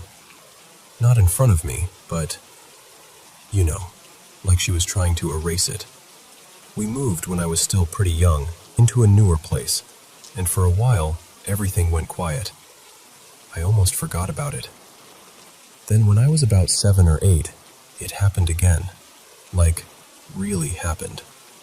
My bedroom looked straight out to the hallway, and you could also see the living room door from my bed. We live somewhere where earthquakes are common, so back then my parents wanted me sleeping with the bedroom door cracked open. In case we have to get to you fast, that kind of thing. One night I woke up and saw it. A huge black cat stepped out from the living room, way too big to be normal. It just stood there, watching me. Its eyes were this shiny, unnatural yellow, and its mouth was slightly open like it was smiling, or maybe showing teeth. I could see the fangs. And then, right there in the hallway, it started to change. It stood up on two legs, like it was shrugging off the cat shape, and it turned into this tall, painfully skinny man. Except, man doesn't even feel like the right word. It was more like a shadow shaped like a person. No face, no features, just darkness. And those same yellow eyes. It walked into my room like it had every right to be there. Then it sat down on the end of my bed, facing me. I didn't scream. I didn't run. I did the only thing my little kid brain could think to do. I pulled the blanket over my face and stayed completely still. But I could feel the mattress dip. I could feel the weight at the end of the bed like someone was actually sitting there. Eventually, I fell asleep like that, and trapped under my own blanket. After that night, I basically couldn't sleep with the door open ever again. I didn't see it transform like that again, but it never fully went away. Over the years, it would show up during the worst parts of my life. When I was really depressed, like the kind of depressed where you start feeling haunted by your own thoughts. It was always there at the edge of my vision. Just a presence, a shape in the corner, something watching without stepping fully into view. Sometimes I'd hear someone call my name from somewhere else in the house, or I'd hear footsteps coming up the stairs, deliberate, and they'd stop right outside my door like whoever it was just standing there, listening. When I moved away for college, I thought it would finally stop. New place, new life, new people. But it followed me. My partner at the time, Nico, started noticing things too. Not constantly, but enough that I couldn't pretend I was imagining everything. He'd hear the steps sometimes, or swear he heard someone speaking when we were alone. Then when my mental health started sliding again, it got worse. The lights would flick off, but only in the room I was in. Electronics would glitch or die like the energy got sucked out of them. Nico started seeing cabinet doors open by themselves, and once he said a glass shifted on the counter like someone had nudged it. When we broke up, weirdly, I still felt the presence, but it faded a little. And as my life stabilized, it became easier to ignore. I got used to it in this awful way, like you get used to living next to loud train tracks. You don't love it, but you stop jumping every time it happens. Then my sister moved out, and I was living alone again. I adopted this rescue puppy. His name was Miso, and he was tiny but fearless. And one day he started barking at my bedroom door. Not like normal puppy barking, like warning barking. Like, something is on the other side of this. My door was closed. Miso had his little body stiff, ears up, staring straight at the door like it was breathing. And I felt it, this rush of unease that turned into full-body fear. I didn't think. I just shouted. I screamed at whatever it was to leave, over and over, like I was trying to fill the apartment with my voice so there was no room for it. And it worked. The feeling eased. Miso stopped barking. After I calmed down, I did something that sounds ridiculous saying out loud. I sat on the floor in front of the door and I talked to it like it could hear me. I told it I knew it was the same presence from when I was a kid. I told it I didn't know what it was or what it wanted. But I also told it something else, something I hadn't really done before. I set rules. I said, "This room is off limits. Me and Miso are safe in here. You are not welcome in this space. You can exist in the apartment if you're going to, but not in here." And after that, things eased up. Miso got calmer. He still stared into corners sometimes, like dogs do, but the growling stopped. The barking stopped. And I started doing this strange thing, because I was alone and trying to heal, and I guess my brain needed someone to talk to. I talked to Miso, and sometimes I'd talk to myself. And slowly, without even noticing when it happened, I started talking to the presence too. Not like I expected answers. I didn't. It was more like narrating my life into the air. But then I noticed that when it showed up, it didn't feel as heavy. The shadows weren't as dark. It felt less threatening, almost watchful in a different way, like it shifted depending on the mood of the room. For a while, I even wondered, seriously, if it was some kind of guardian. Like it looked scary because that's the only shape it knew how to take, but maybe it wasn't there to hurt me. Still, I kept the boundary. The bedroom stays mine. Then about a year later, I was preparing to move back to my hometown. Miso was staying with my parents while I packed and sorted everything out at the apartment. I was doing better mentally, and honestly, I had stopped feeling the presence at all. Until one night. I was sitting in my room watching videos, half asleep, and suddenly my stomach dropped. That awful sinking feeling, like when you realize something is wrong before you even know what. I stared at my bedroom door, and this is the part that freaks me out the most, because it felt like I had to open it, like something was pulling on my brain, making it feel urgent. The pressure built until I was genuinely afraid that if I didn't open the door, something bad would happen to me. So I opened it. The hallway looked darker than it should have, even with moonlight coming in. The air felt thick, like it was holding its breath. I walked out toward the living room, and that's when I saw it. Tiny sparks spitting from an outlet near the couch. A cable had been chewed up, probably Miso earlier when he was still with me, and I had somehow never noticed. The outlet was malfunctioning, sparking hard enough that my couch was right there, close enough it could have caught. I unplugged everything, stopped it before it got worse, and the second it was handled, the apartment felt normal again. Bright again, like whatever pressure had been pushing me evaporated. I went back to bed thinking, okay, that was weird, but at least I caught it. I laid there staring at the ceiling, trying to sleep, and then the fear came back.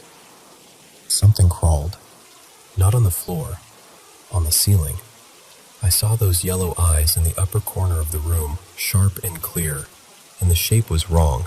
Too long, too many angles, limbs stretching like shadows pulled thin. It moved closer along the ceiling like a spider made of darkness. That time, it didn't feel curious. It didn't feel watchful. It felt like a warning.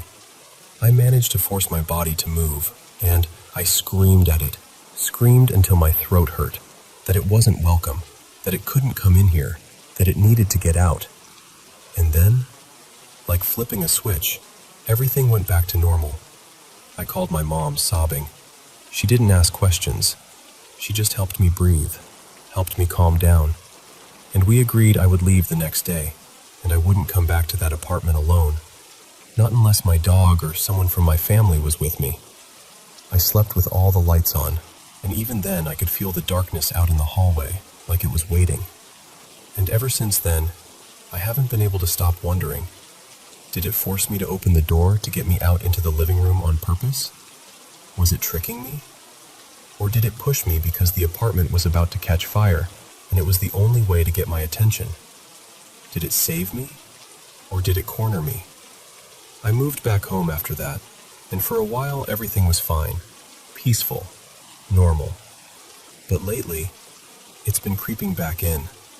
Little things, like movement in the corner of the hallway, like the feeling that something is peeking around door frames just enough to remind me it's still there. And the worst part is, my mom has noticed it too. She's mentioned hearing footsteps on the stairs that stop outside my bedroom. She's mentioned seeing something shift in the hallway when no one else is awake. And I'm exhausted.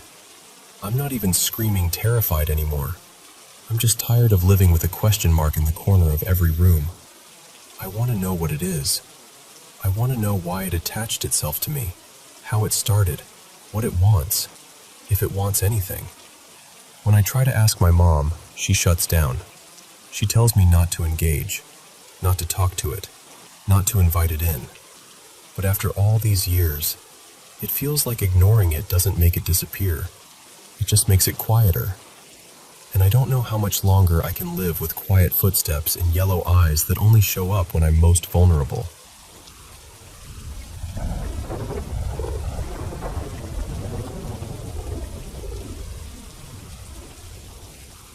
So, let me tell you about my wife, Kelsey, and her grandma, Nana June. Back in spring of 2021, Nana June moved in with us. Kelsey adored her, like really adored her. The kind of love where you don't just say, "We'll take care of her." You quietly rearrange your whole life so she can feel safe and comfortable every day. She took one of our spare bedrooms, the one Kelsey used to use as her office, and we turned it into Nana June's space. We got her one of those adjustable beds so she could sleep easier, and I mounted a smart TV on the wall. That part was my job, obviously. Then came the harder part, teaching her how to actually use it. She'd grown up on cable. Apps were not her world. But she was a good sport about learning, especially when she realized the biggest upside: no commercials. Nana June only ever wanted to watch 3 things: Law and Order, Chicago PD, and wrestling. And Law and Order was the clear favorite. You could always tell when it came on because of that sound, that sharp, familiar dun-dun, and the gavel hit. It became part of the house's background noise. Honestly, it wasn't even new to us. That sound had been in her home for years. I still have an old voicemail from Nana June, like from way back, and you can literally hear the Law and Order gavel in the background while she's talking. It's one of those little things you don't think will matter someday, until it suddenly matters a lot. Later in 2021, she got really sick. That awful virus. I don't even like saying it out loud, because even now it makes my throat tighten. But she didn't make it. We were heartbroken. And then we had this room, her room, that still looked like her. The bed, the TV, everything. Sometimes one of us would go in there late at night and just sit, talk about her, watch something quietly so we didn't wake the other person. Without even planning it, We kept calling it Nana June's room. We still do. About a month after she passed, the first strange thing happened. I was up late in Nana June's room getting ready for a New Year's weekend camping trip. I was excited, so I was doing that restless late-night organizing, spreading gear out, sorting it into packs, making sure I had everything. I had a survival show on in the background, something like Survivor Man or Dual Survival, just noise while I worked. At one point, I was down on the floor, and I remember thinking, actually saying to myself, "Man, it's hot in here." I wiped sweat off my forehead, and right then, I heard the click, like an actual wall switch being flipped. And immediately the ceiling fan kicked on, blades spinning, air moving, that sudden rush of cool breeze like the room had decided to take care of me. And here's the part that surprises people. I wasn't scared. My first thought wasn't ghost or haunting or anything dramatic. My first thought was, Nana June turned the fan on for me. Now, my brain, my skeptical, technical brain, tried to clean it up into something reasonable. Maybe the switch was loose. Maybe it was sitting right on the edge between off and on, and the plastic or metal shifted because of temperature. Materials expand and contract. That's real. That happens. But still, I said out loud, without thinking, "Thanks, Nana June." And I slept in there that night like it was nothing. After that, sometimes I'd use that bed just to relax, play a game on my Switch with the TV on, unwind, whatever. The room felt quiet, familiar, almost watched over. Then a couple months later, something happened to Kelsey. She tries the remote. Nothing. She presses the power button again. Nothing. Now she's annoyed, thinking the batteries died.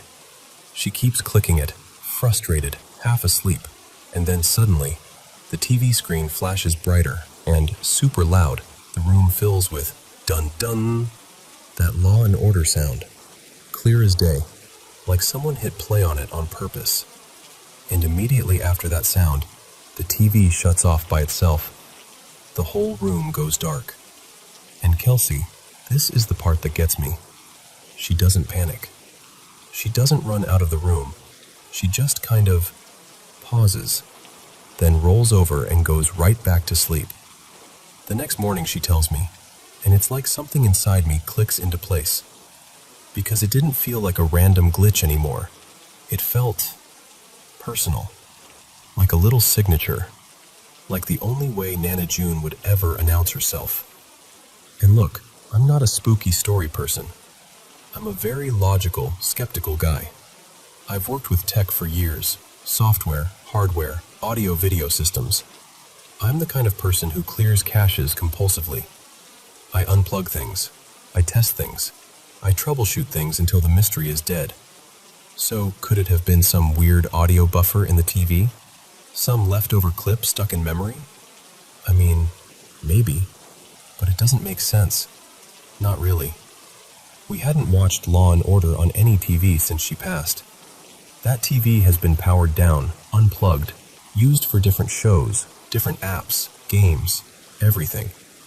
If there was a leftover audio ghost in the machine, it had a million chances to show up in a random way. But it didn't. It showed up at the exact moment it would mean something. Like a message. Like a nudge. Like someone saying, "Hey, I'm still here. I'm okay." And honestly, however you explain it, the only way it feels is this. Nana June just wanted to say hi.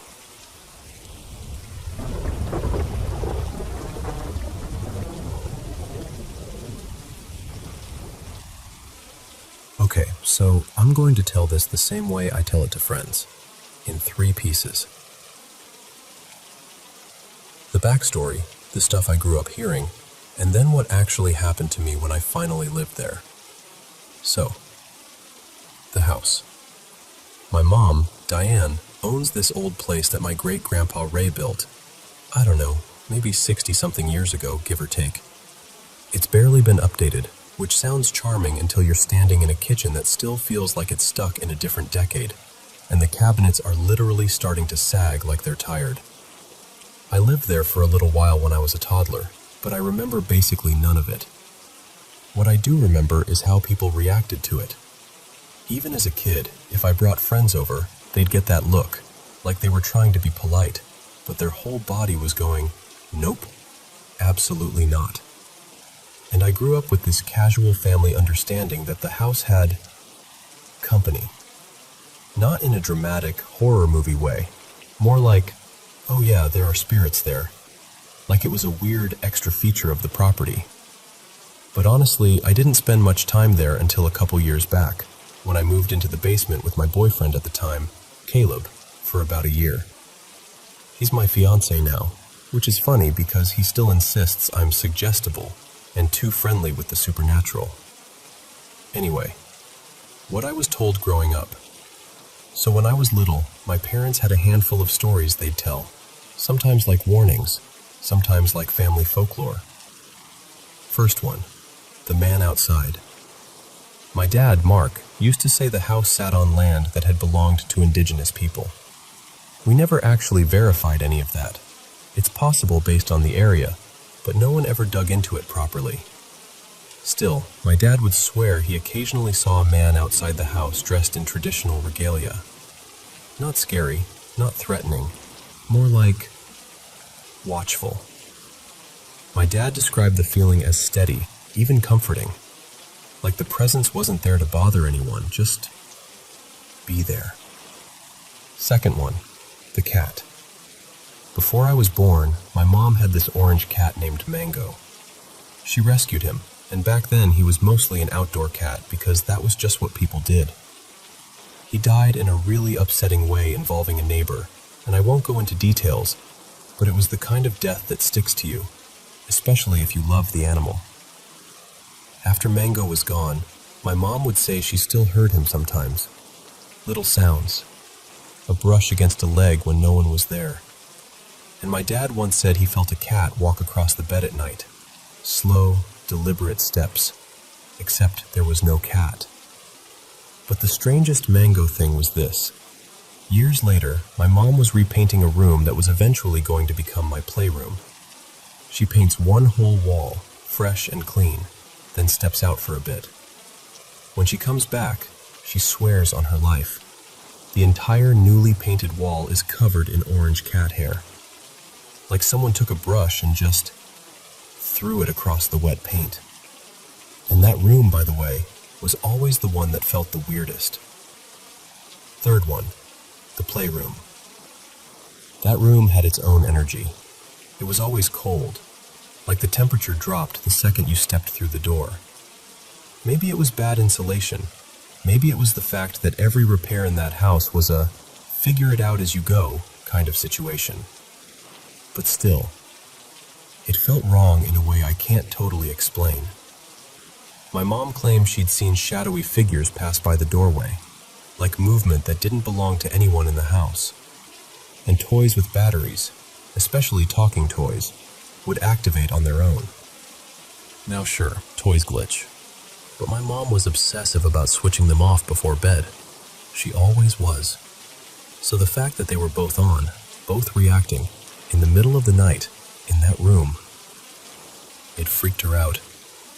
What happened to me? Here's the part people expect to be the big reveal, and I always have to disappoint them a little. I never saw a man in ceremonial clothing. I never saw an orange cat. I never saw a shadow figure move across a doorway. What I did have, though, was this persistent feeling that I wasn't alone, even when I definitely was. And there are 3 moments that still stick with me because they were just odd in a way that didn't match the normal house noises. 1. The swoosh. This is the smallest one, but it's hard to describe without sounding like I'm reaching. I was sitting on the bed in the basement bedroom, and Caleb was in the bathroom 1 room over. Shared wall, close enough that you can hear little movements. And I felt him come into the room. Like, not emotionally, physically. I heard the soft footstep sounds, and I felt that subtle shift in the air, That someone just entered swoosh. I looked up fully expecting to see him. Nothing. And then I heard him still moving around in the bathroom. He hadn't left. He hadn't opened the door. It was like the house performed the idea of him walking in.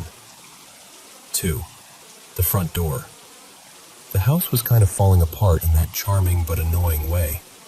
The front door in particular was a nightmare. It stuck constantly because of this janky DIY weather stripping, and the knob was loose enough that it sometimes wouldn't catch properly. The key would turn and do nothing. And because of a few circumstances I won't get into, we basically had to use that door. So I started doing this thing, half joking, half sincere, where I'd greet whatever might be there. Like, "Hi, okay, it's me." And then I'd say, out loud, "Can you let me in?" Or, "Please don't make this hard today." Tell me why it worked. Not every time, but often enough that I noticed a pattern. I'd ask, I'd fiddle with the key, and suddenly it would give in like it had just decided to cooperate. Caleb hated it because he didn't want to encourage me, but I also know he secretly got freaked out when it worked too smoothly. And honestly, part of me did it because if something was there, the thought of it being ignored for decades felt sad. Like, imagine being stuck in a place and nobody even acknowledges you. So I'd say hello, just in case. 3. The giggle. This one is the cleanest, most straightforward moment, and it still gives me chills. One night, Caleb and I were watching a movie. Nothing creepy, just normal background noise, and we both heard a little kid giggle.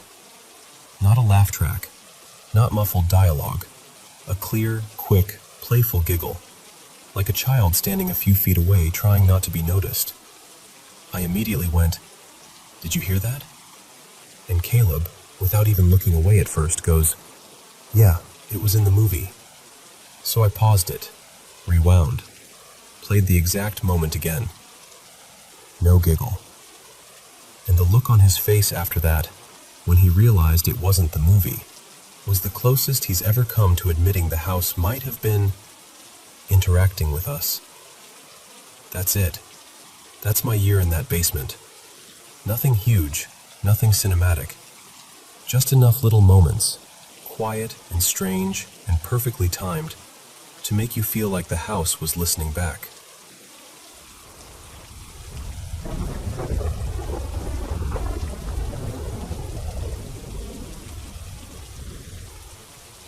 So, when I was really little, like toddler little, maybe 3 or 4, my family lived in this big, boxy house that felt way too large for us.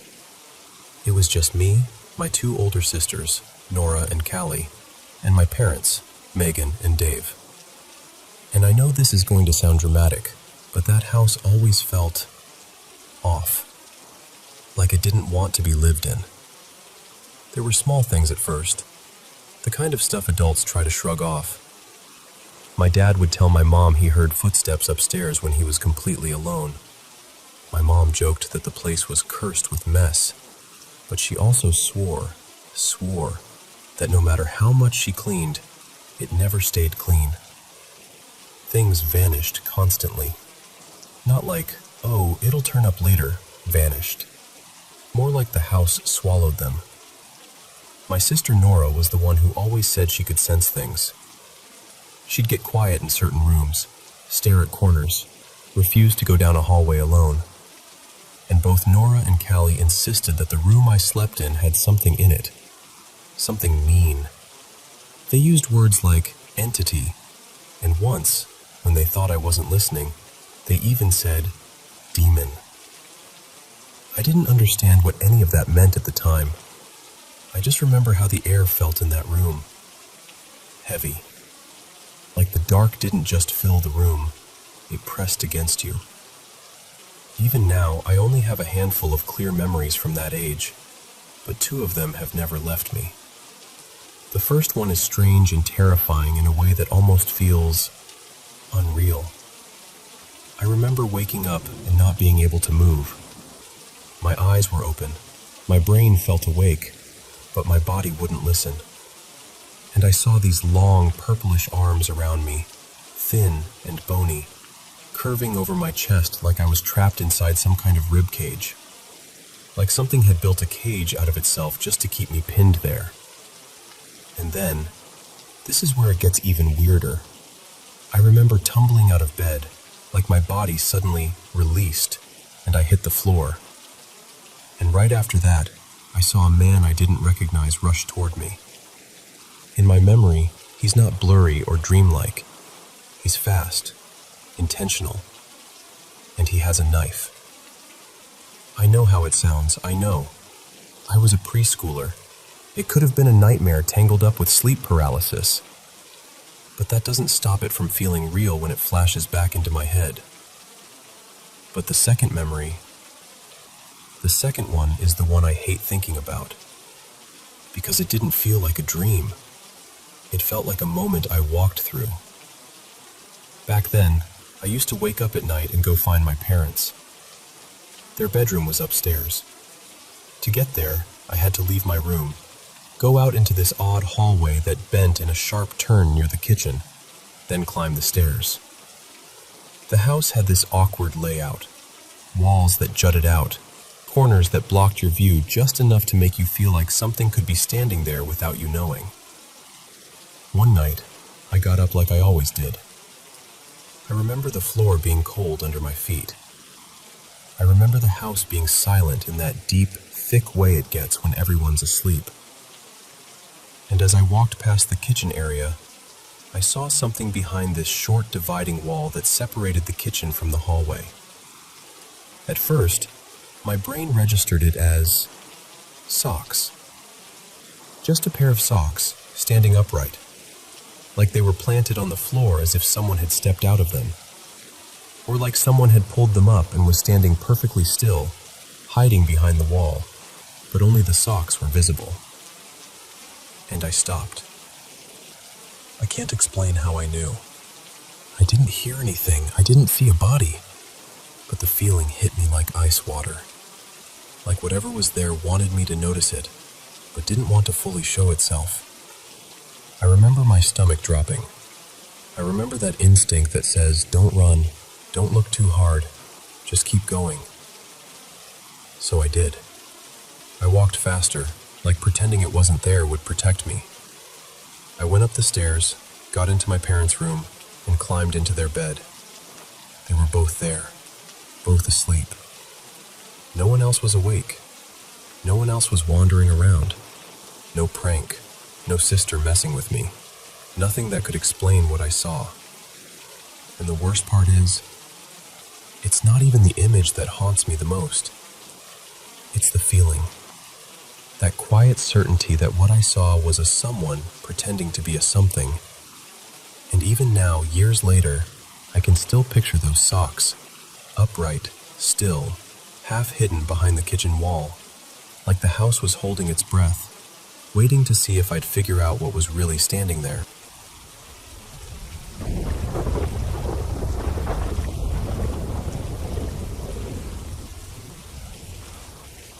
So this happened when I was about 15, which feels like a whole lifetime ago now. I'm a little fuzzy on the exact sequence of events, so I might miss a detail or two. But I remember the feeling of it really clearly. I was out of state that summer, visiting some friends. I'll call them Mia and Jordan. And they invited me to this one-night summer thing at their church. It was meant to be fun. There were games outside, some kind of goofy contest. I think it was a pie-eating contest. Or maybe it was watermelon. Honestly, I'm not totally sure. And then everyone went inside for a short talk afterward. Back then, I was still Christian. My relationship with faith has changed a lot since. I've gone through seasons where I stepped away completely, and seasons where I circled back. These days, I'm careful with it. Open, but also aware I'm carrying some religious trauma, so I don't force certainty anymore. I just try to be honest about where I'm at. And at that point in my life, honesty would have sounded like I was not okay. I was living with my mom, and it was abusive. It was one of those situations where you learn how to shrink yourself so you don't set anything off, and you start living in your own head because it feels safer than being fully present.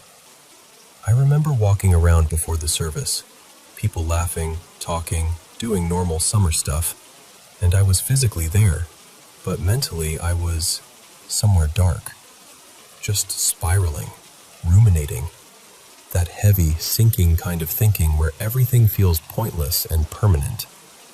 So we sit down for the talk, and I'm still barely listening. The speaker was a young guy, I'll call him Caleb, and he started talking about the difference between knowledge and wisdom. And I remember one line because it was so specific. He said something like, "Knowledge is knowing what a box is. Wisdom is knowing what belongs inside it." Something along those lines. I remember thinking, okay, sure, that's fine. And then I drifted again. And then, this is where it gets weird. Caleb starts describing a scenario, and at first it's just relatable in a general way.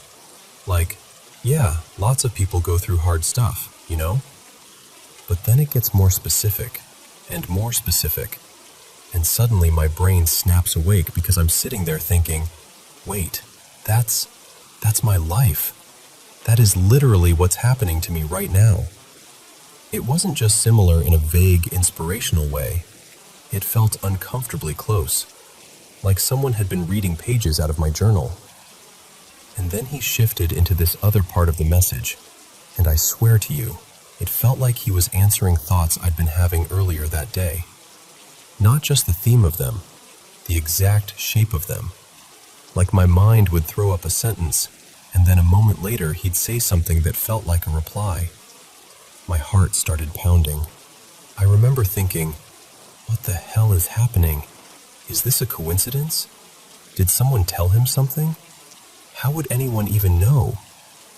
And then he stopped pacing around the stage and said, really firmly, like he was talking to one person, "Go to someone you trust." He said it again. Go to someone you trust. And again, over and over, like he was underlining it with his whole voice. And I just broke, quietly but completely. Tears started running down my face, and I was trying so hard to hide it because I felt embarrassed. Like I was being dramatic, like everyone would turn and look and know something was wrong with me. And then, I'll never forget this part. He kind of cut himself off mid-thought, like he surprised himself. And he said something like, "I don't even know why I'm saying this right now." And I remember feeling cold all over, because that was the exact moment it stopped feeling like a normal speech. It felt like something was happening through him, or like the room had narrowed down to just me and that one sentence. Go to someone you trust. That night ended, and I don't remember much else. I remember leaving, and the air outside feeling different than when I walked in, like I'd been underwater and suddenly surfaced. The next day, Mia and Jordan asked me how it was. They told me Caleb had apparently noticed me and thought I didn't like the service. And I tried to answer casually. I tried to play it off, but the second I opened my mouth, I started crying again. Not loud, not dramatic, just tears I couldn't stop. And I remember saying really quickly, avoiding the whole truth, "No, it was good. It was really good." Because how do you explain it without sounding insane? How do you say, "I felt like someone reached directly into my thoughts and pulled me back from the edge"? But the honest ending is simple. Whatever that was, coincidence, intuition, God, timing, my brain finally hearing what it needed to hear, it pushed me towards something I'd been too scared to do. It made it clear that I needed help, that I could reach out, that I should. And even now, years later, even in a better life, in my own place, away from that situation, it still gives me chills to think about. Not because it was scary in the usual way, more like It was the kind of moment that makes you feel seen when you didn't realize how invisible you'd become.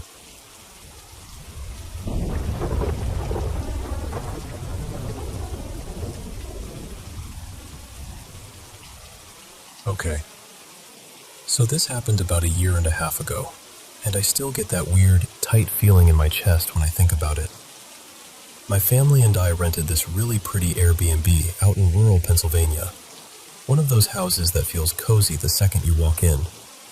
Warm lighting, nice furniture, not creepy at all. Like, it genuinely felt like a great place to spend a week. There are 7 of us total. My mom and dad, me, my brother, and 4 sisters. 2 of my sisters are younger, and the rest of us are in our 20s. The sleeping setup was kind of spread out. My parents took a bedroom on the main floor. The 2 younger girls were upstairs, and then the basement, finished, carpeted, totally normal, was for the older kids. My brother had his own room down there, and I shared another basement bedroom with my older sister Tessa. So, first night. I cannot sleep. I'm tossing around, staring at the ceiling, the whole thing. And when I finally do fall asleep, I start having this dream. Except it doesn't feel like a dream, you know? It feels like I'm trapped in it. In the dream, I keep waking up, and every time I look at the clock, it says 2:12 a.m. Every single time. And then this woman, like this shadowy, frantic-looking woman, comes rushing at me. She's wearing this pale dress.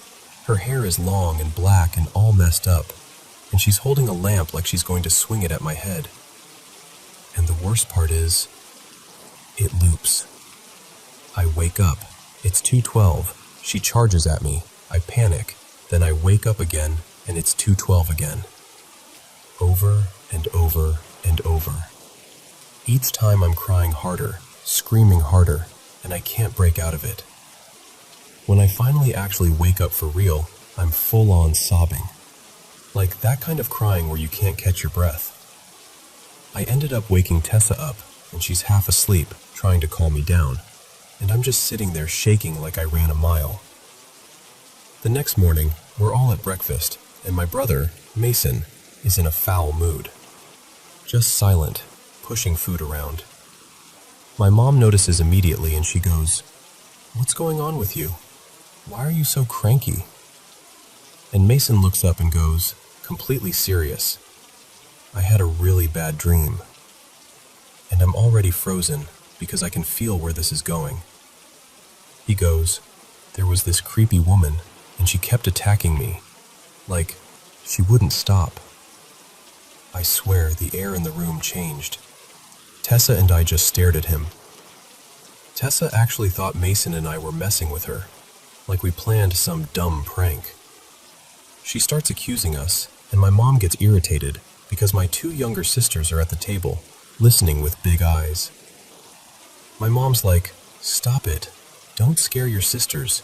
There's no such thing as ghosts." And literally, right then, the basement door slams shut. Not a gentle close, not a drafty little click. A slam so hard everyone jumped. And here's what got me. That door was in the middle of the house. No windows open, no breeze, nothing. My mom does that thing where she immediately tries to rationalize it. She's like, "Okay, coincidence. It's an old house. Doors move." But nobody was laughing anymore. Not even a little. We left for the day, went out, did normal stuff, tried to shake it off, and when we came back, the front door was standing open. Not unlocked, open. And then we notice other things. Interior doors open too, like all around the house. Even drawers and cabinets in the kitchen were pulled out like someone had been rummaging. My dad called the police. They actually came and searched the house, every room, upstairs, basement, closets, everything. No one was there. That night, I'm trying to pretend everything is normal, but the energy is just heavy, like the house is holding its breath. Then at some point, Tessa shakes me awake and she is sobbing, like ugly crying. She's gripping my arm so tight it hurt. And she keeps saying, "Please make it stop. Please, just tell me you're real. Tell me you're real."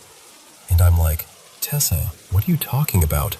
Because she's freaking me out so bad. And she tells me she had the same dream. The woman, the attacking, the looping, the waking up and it being the same time. At that point, we were beyond spooked.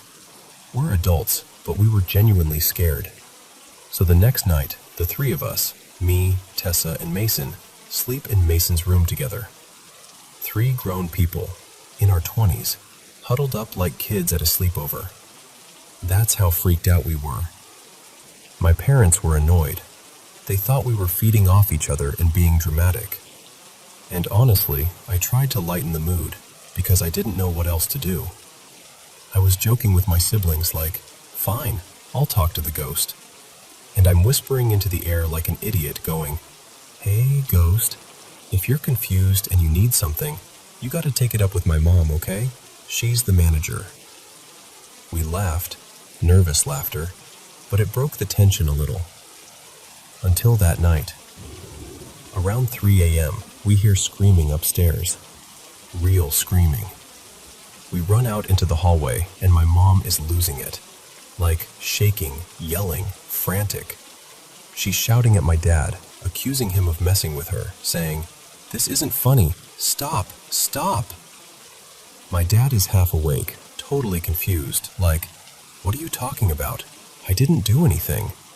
And my mom, who had been rolling her eyes at all of us, looked genuinely terrified. Not annoyed, not skeptical, terrified. She wouldn't even fully explain what happened. She just kept saying something like, "I know what I saw," and "I'm not doing this," and "We're leaving." And she meant it. The next morning, she made us pack. Immediately. We had days left on the reservation, no refund, nothing. My dad was trying to reason with her, like, "We can't just..." And she didn't care. She was done. We left that house and never went back. My parents even bought last-minute tickets home because my mom refused to stay one more night anywhere near that place. And to this day, I still don't know exactly what my mom saw. She's never described it in detail, just that it scared her enough that she didn't care about money, plans, anything. And my siblings still blame me. They're like, "You 100% invited something in when you started joking around." Which, listen, I know how ridiculous that sounds. I do. If someone told me this story, I'd probably be like, "Sure, okay." But I swear to you, it happened. And I still catch myself thinking about that dream. The clock, 2:12, and that woman rushing at me like she's been waiting. And I don't really know what I believe. I just know what we experienced.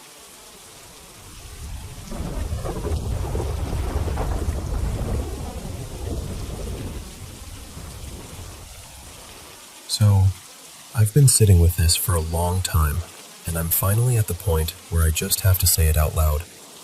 I'm pretty convinced our little place is haunted. Or maybe it's not even just our place. Maybe it's the land the whole mobile home park sits on. It started with small stuff. The kind of thing you can brush off if you want to. Like hearing your name, clear as day, being called in your mom's voice. Except your mom is asleep, or she's not even home. Or hearing footsteps in the hallway, slow and steady, when the house is completely empty. And then there's the living room. Sometimes it sounds like there are people talking in there, like a low conversation just out of reach. But when you check, it's nothing. Just the TV off, the air still, nobody there. And the cold spots. Those are the strangest. You'll walk through the house and suddenly it's like you stepped into a pocket of winter. No window open, no door cracked, nothing that should explain it. It's just cold. Wrong cold. Before anyone jumps to the usual explanations, I promise we've been down that road. There's no gas in our home, no gas appliances, none of that. So that's off the list. And we've got a smoke detector with a carbon monoxide detector built in, so it's not that either. And no, nobody in our family is dealing with anything mental health related that would explain shared experiences. This has happened to more than one of us, at different times, in different ways. People also love to assume demonic, especially because of the voice mimicry, but I don't think it's that. There's none of the classic stuff. No rotten meat smell, no knocking at 3 a.m., none of those movie signs. It's unsettling sometimes, sure, but it doesn't feel like something trying to hurt us. One of the moments that really stuck with me was this laundry basket incident. We had a plastic clothes basket sitting on top of the dryer. Dryer off, basket pushed toward the back, not balanced on an edge or anything. And somehow, it slid off like it was nudged and smacked onto the floor. Not toppled, slid. Like it moved first, then fell. My older brother, Evan, and his girlfriend at the time, Marissa, actually noticed things even before we fully moved in. They told me the kitchen was the worst. They'd be standing in there and swear they could hear someone walking around on the linoleum, like soft pacing. And then the voices, like multiple people talking over each other in the kitchen, but muffled, like it was happening in the next room. Except it wasn't. When Evan and Marissa were still living with us, there was one night where the three of us were home, only us, and we all heard plastic grocery bags rustling, like someone was digging through them, shifting them around, crinkling them. We froze and looked at each other because it wasn't subtle. It wasn't maybe. It was the kind of sound you'd hear if somebody was literally standing there with their hands in the bags. Later on, Evan dated another girl, Sienna, and she had her own experience. It was the dead of winter, and she said she walked through the hallway and hit this intense cold spot that didn't make sense. Then she told me, quietly, like she was embarrassed to even say it, that she saw a black shadow pass beside her in the dark. Not a person, not a shape she could explain, just a moving shadow that didn't belong to anything. And even after living here for almost 4 years, I can't explain most of it. Not even close. There's also this area behind the park, just past the last row of homes, kind of overgrown and quiet. During the day, it's whatever. But at night, the vibe back there changes. It feels heavy. Like something is there, and it knows you're looking, and it doesn't want to be. It's not that I always see anything. I don't. But I sense it. Like my body notices before my brain does. I've had paranormal experiences since I was a kid, well over a decade now. So as strange as this is, it doesn't exactly shock me. But what's important is this. Not every place we've lived had activity. So I've ruled out the idea that it's just me or my family carrying something around, like we're followed. If it were that, it would be everywhere. And it hasn't been. So I don't know. Maybe it's our home. Maybe it's the whole park. Maybe it's the land itself. But whatever it is, it's been here a long time, and it's comfortable enough to let us know it's around.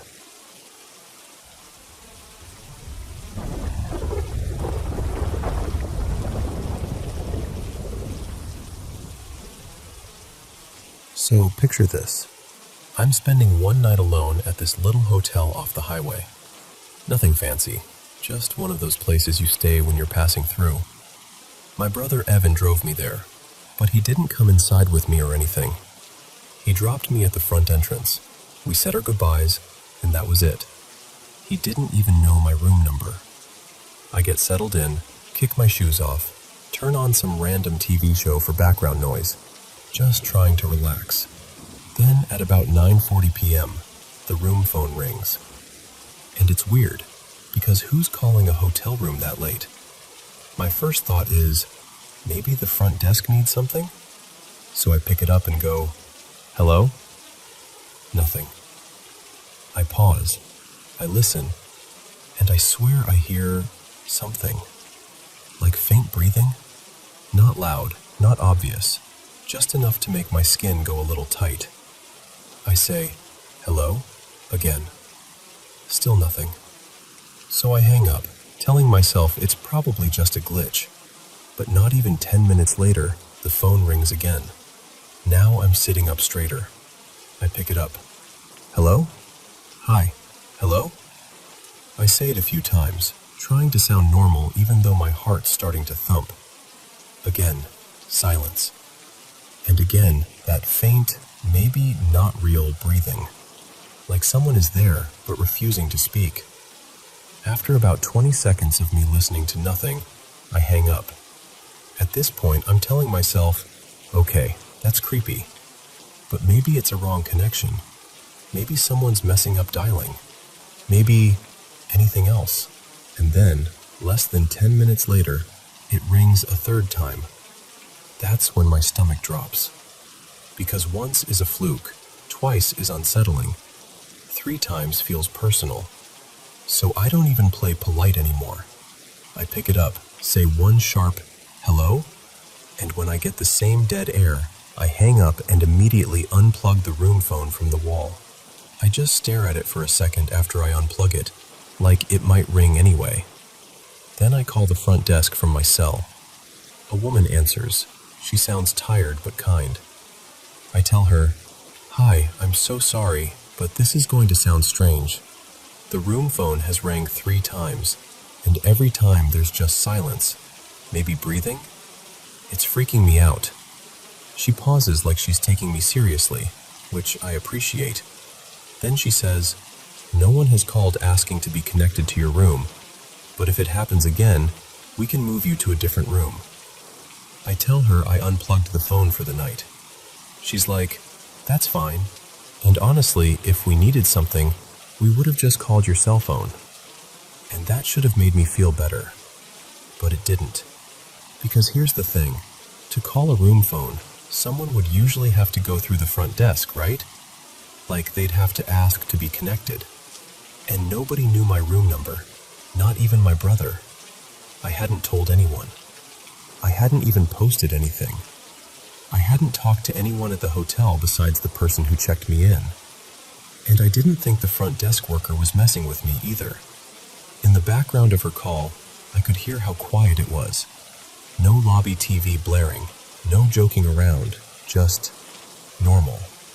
So I hang up, and I'm trying to convince myself it's nothing. But I'm also sitting there in this room with the unplugged phone on the nightstand like it's some kind of cursed object. And I'll be honest, I spent the next hour half watching the TV and half waiting.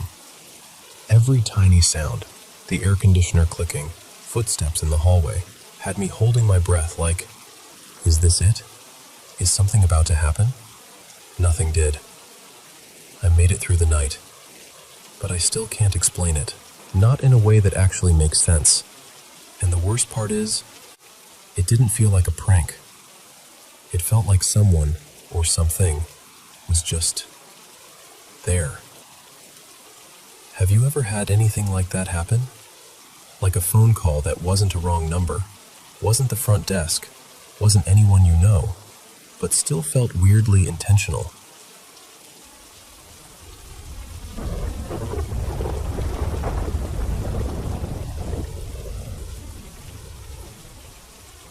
So, quick bit of context before I get into it.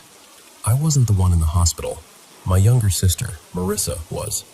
She'd had a couple scary seizures and ended up in the ICU for monitoring. She's completely okay now, but back then, it was one of those nights where everything feels heavy, you know? It was around midnight, and this was back when hospitals still had those chunky old box TVs mounted way up in the corner, like the kind that hummed even when the volume was low. My parents were back in Marissa's room with her, because only 2 people were allowed in at a time. So I was stuck in this tiny waiting area right outside the ICU corridor, trying to pretend I wasn't worried by watching whatever late-night show was on. The waiting room door faced straight down the hallway. At the end, the hall split, left or right, and it was one of those sterile, quiet hospital hallways that feels too long even when it's not. I'm sitting there watching TV when I catch movement out of the corner of my eye. At first I ignored it because, hospitals are full of motion. Nurses, carts, people shifting, lights flickering. Your brain fills in blanks all the time. But then it happens again. So I turn my head and just watch the end of the hallway, and that's when I see him. It looked like a little boy, maybe 5, 6 at the absolute oldest. He was small, like kid small, and he was moving, fast, almost like he was playing a game. He ran from one side of the hallway to the other, like back and forth, like he was chasing something only he could see. And here's the part that took a second to actually register. I could see through him. At first, my brain didn't even understand what it was looking at. It was almost normal for a beat, like, oh, a kid. And then your mind catches up and goes, wait, why can I see the wall behind him? He didn't look at me. He didn't hesitate. He just kept doing that same little run, back and forth, like he was stuck in a loop. No sound either. No footsteps, no laughter, nothing. Just the motion. And I remember thinking how impossible it was. There's no way a child is wandering around alone on an ICU floor at midnight, and definitely not sprinting up and down the hallway like it's a playground. Then, after a few passes, he was just gone. Not like he turned a corner or ran out of sight, more like the hallway simply didn't have him in it anymore. And I didn't feel scared, which is the weird thing. I felt kind of still, and then, honestly, kind of sad. Like I just watched something lonely repeat itself. Later, when I thought about it, I wondered if it was one of those leftover moments people talk about, like a recording that replays, because he never acknowledged me at all. It didn't feel interactive. It felt like I just happened to be there when something echoed. And what's even stranger is, that wasn't my first weird experience. It was my third one. And all of them happened after I turned 16. Like something flipped on. Like I suddenly became, if not a magnet, then at least a receiver for stuff most people don't notice. I don't know what I saw that night. I'm not going to pretend I can prove it, but I know what it looked like, and I know how it felt. And I still think about that little boy sometimes, running quietly back and forth in that bright hallway, like he was waiting for someone to catch up.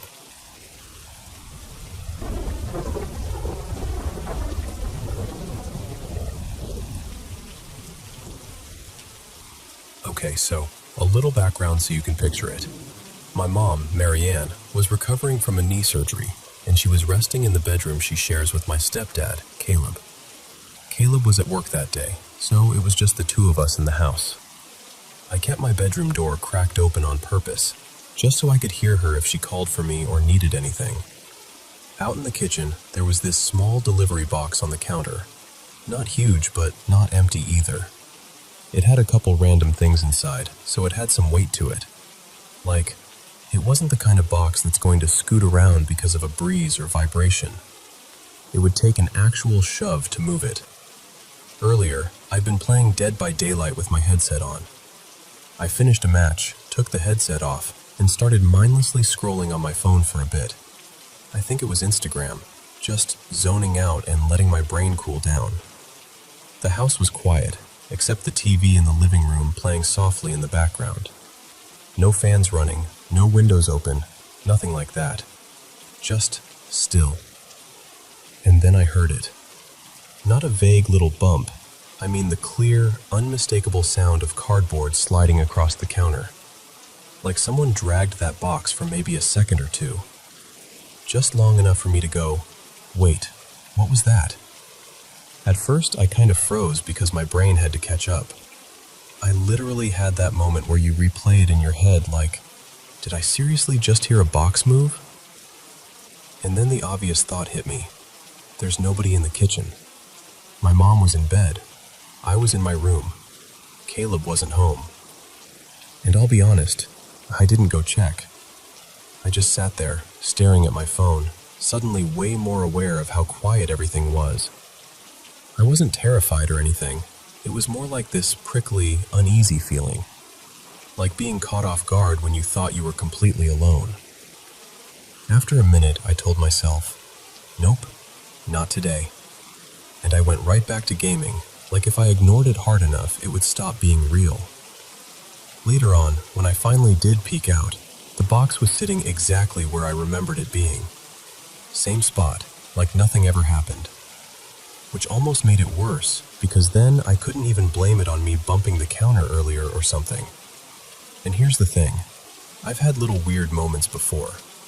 Like this one time, a while back, the smoke detector chirped and went off just after midnight for no reason, and then stopped. No low battery, no smoke, nothing. It felt mischievous, like something wanted a reaction. So yeah, if you ask me, I don't know what moved that box, but it sure felt like something decided to mess with me. Just a little. Just enough to make me notice.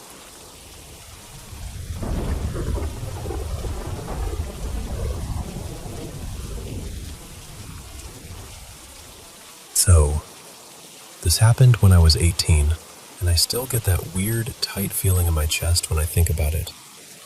There's this stretch of road where I grew up. 2-lane, quiet, nothing but thick woods pressed in on both sides. People have whispered about it for years. The story changes depending on who's telling it, but the version I always heard was that a school bus wrecked out there back in the late 70s or early 80s. A bunch of kids. Tragic. Awful. And then, like people do, folks turned it into a dare. They'd say, drive it heading west. Stop in the middle of the trees. Flick your headlights off and on a few times. Then keep going like nothing happened. And if the road liked you, or didn't, you'd see a single light fall in behind you and follow you until you hit the end of the woods, where it would whip off into the trees like it got yanked away. Now, I'd already had a couple of strange experiences in my life, so I wasn't exactly a full-blown skeptic. But I didn't buy that story. It sounded too clean. Too much like something teenagers repeat because they want it to be true. Anyway, it was late, past 1 a.m. I was riding up front with my cousin Marin and my older brother Eli. The kids were with us too, knocked out in the back, all curled up and breathing soft, the way they do when they're completely gone. We'd been out of town and stopped at the last gas station before the highway split.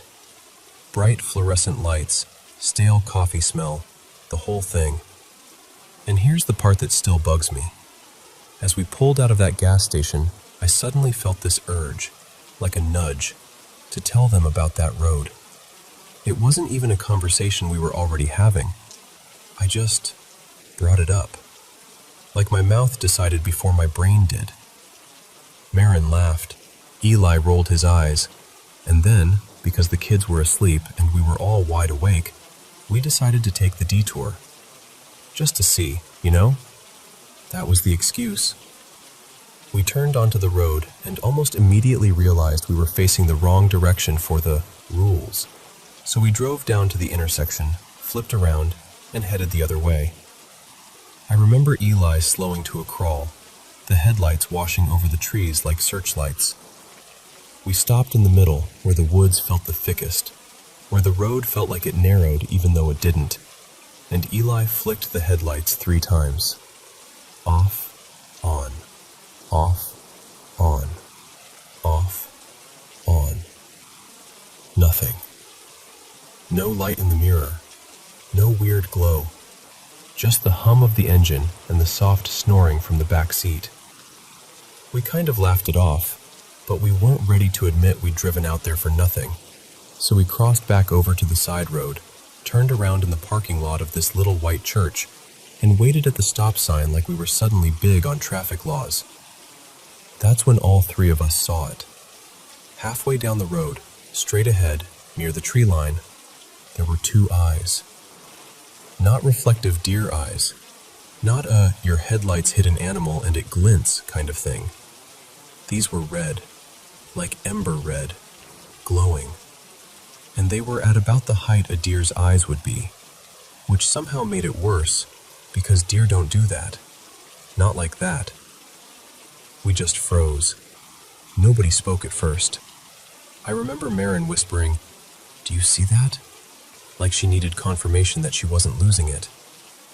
Eli swallowed hard and said, "Let's just drive. Slow." So we did. We rolled forward toward the exact spot where those eyes had been. And the second we reached it, the car radio turned on by itself. No one touched it. No one even moved. We were all on that front seat, shoulder to shoulder, hands visible, like we were in some interrogation room. The radio started flipping stations, fast. Snatches of country, a preacher's voice, a blast of static, a pop song, more static, like someone was twisting the dial with a nervous hand. It wasn't even landing long enough to make sense, just skipping and sputtering like it couldn't find a place to belong. That radio never did that before. It never did it after. We drove to the end of the road, turned left, and headed toward the highway home. By then, nobody was laughing anymore. The air in the car felt heavy, like the inside of a storm cloud. Once we hit the highway, everything should have felt normal again. It was summer, so the view was wide, no tall crops, no thick fog. You could see headlights coming from a long way off. And that's why what happened next still doesn't sit right with me. We'd barely gotten settled into the right lane when this black semi came roaring up behind us out of nowhere, like it had appeared in the space between one heartbeat and the next. It had lights everywhere, not just the usual headlights. There were rows of bright amber lights along the side. Except it didn't have a trailer. Just the cab.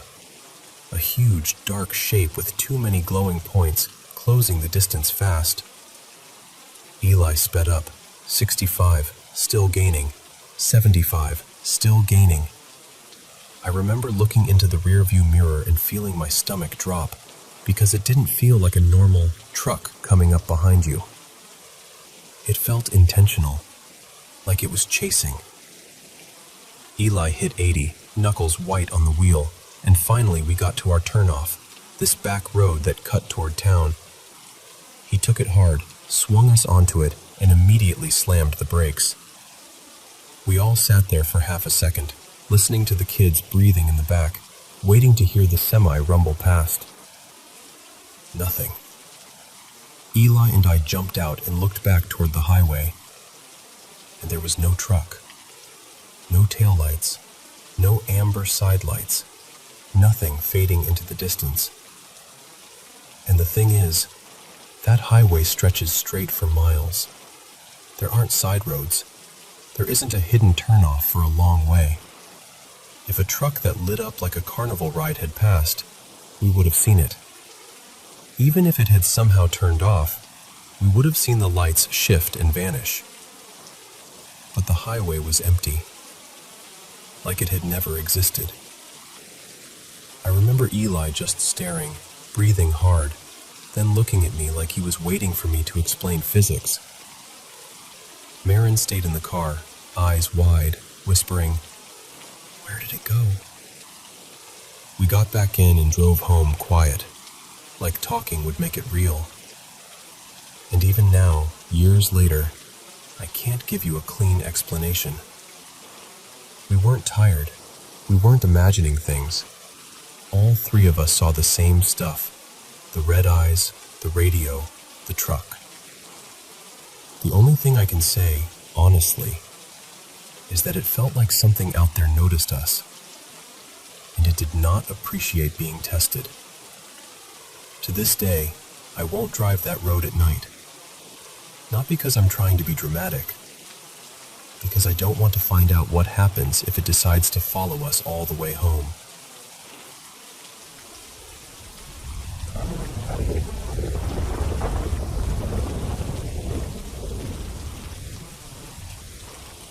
So, I've sat on this story for a long time, and I still don't tell it lightly. This happened about 7 years back, maybe closer to 8. My mom, my stepdad, and I were going through a rough stretch, and for most of the summer, spilling into early fall, we ended up living at this state campground. Not for a weekend, not for a vacation, like living there. Our campsite was toward the front, where it was a little more open, but pretty much everywhere else was woods. Thick trees, shadows that felt deeper at night, that kind of place. I had my own small tent, just big enough for me, my sleeping bag, and this little portable TV I'd watch to calm down at night. And leading up to the thing that happened, there was this sound. Almost every night, we'd hear something out in the trees, behind us, sometimes off to the right, sometimes across the little campground road. It wasn't constant, but it was enough that we started expecting it. It would scream or yell, loud enough to make the hair on your arms stand up. And before you say owl, I thought that too. I went down a rabbit hole. I listened to every owl call I could find. Barred owl, great horned, screech owl, everything. This wasn't that. It also wasn't the classic whoop people always talk about. It sounded bigger, rougher, like something trying to push sound out of a chest that didn't belong to a deer or a bird. By the time this happened, camping season was winding down. Most people were gone. There were still a handful of campers way off on the far end, and a couple spots tucked deeper in the back, but near us, it felt almost abandoned, quiet in that unsettling way. The night before my encounter, my stepdad, his name's Glenn, sat straight up in his sleeping bag and swore he heard someone messing with the cooler outside their tent. Like the lid opening, a little rummaging, that soft clink of ice shifting. He even whispered my name through the tent wall like, "Are you awake?" But I was out. Next morning we checked. Nothing missing. Not the snacks, not the drinks, not even the meat we kept buried at the bottom. And that stuck with us, because if it was a person snooping, why wouldn't they take something? Then came the next night. I remember I was sitting in my tent watching some movie I didn't even care about, just needed the noise. The glow of the screen made the tent feel less dark, like it put a little bubble around me. And then I heard footsteps. Not loud stomping, more like careful steps. Close enough that my stomach instantly tightened. I paused the movie and muted the TV so fast I almost knocked it over. I listened, and I heard the cooler. The lid opened. Ice shifted. Something moved around inside for a few seconds, like a hand feeling through it. Not frantic, just curious. Then the lid closed. My heart was pounding so hard I swear it was shaking my ribs. And then the steps moved away from the cooler and came straight toward my tent. I remember thinking, please just keep walking. Please just keep walking. But it didn't. It stopped right beside me. And then, this is the part that still makes my throat go tight. It pressed a hand against the side of my tent. Not a little tap, not a poke. It pushed in, like it wanted to feel what was inside. The fabric bowed inward, and the shape of the hand became clear. Palm, thick fingers, the whole outline. And because the TV had been on, there was still enough light inside the tent that I could see the color through the fabric. Dark, like a deep brown. The hand stayed there for maybe 5 seconds, just long enough to feel like a full minute. Then it slowly pulled away, and the footsteps backed off, and walked away into the dark, like it had never been there at all. No running, no laughing, no whispering, just gone. I didn't sleep, not really. I lay there listening for another hour, maybe more, expecting it to come back. But it didn't. The next day, I didn't even think to look for footprints. People always ask that. Did you check the ground? And I wish I had. I really do. But I was in this weird fog for days afterward, like my brain didn't know where to file what happened. I've gone over the possibilities 100 times. It didn't feel like a person messing around. There wasn't that human energy. No joking, no lingering to scare me again. And the town nearby was tiny, the kind of place where you'd notice if there were people wandering around looking for food. It just didn't add up. What it did feel like was something young, curious, testing boundaries. Like it didn't actually want to take anything, it just wanted to see. And there's one more thing, and I know this part sounds strange, but it stuck with me too.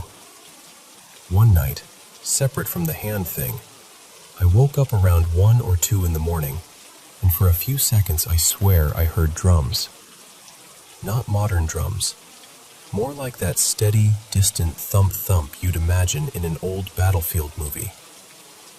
It faded quickly, and maybe it was my half-asleep brain playing tricks, but here's the weird part. There was a historic battle fought in that region way back in the 1700s. Not right on top of the campground, but close enough that people in town talk about it. So sometimes I wonder if that area just holds things, sounds, stories, whatever you want to call it. I still haven't stayed at that campground again, but I think about it more than I'd like to admit. And part of me, this is the honest truth, part of me wants to go back, just once, and sit in that same patch of woods and listen. Not because I want to be scared again, because I want to know what it was that reached out and touched the wall of my tent.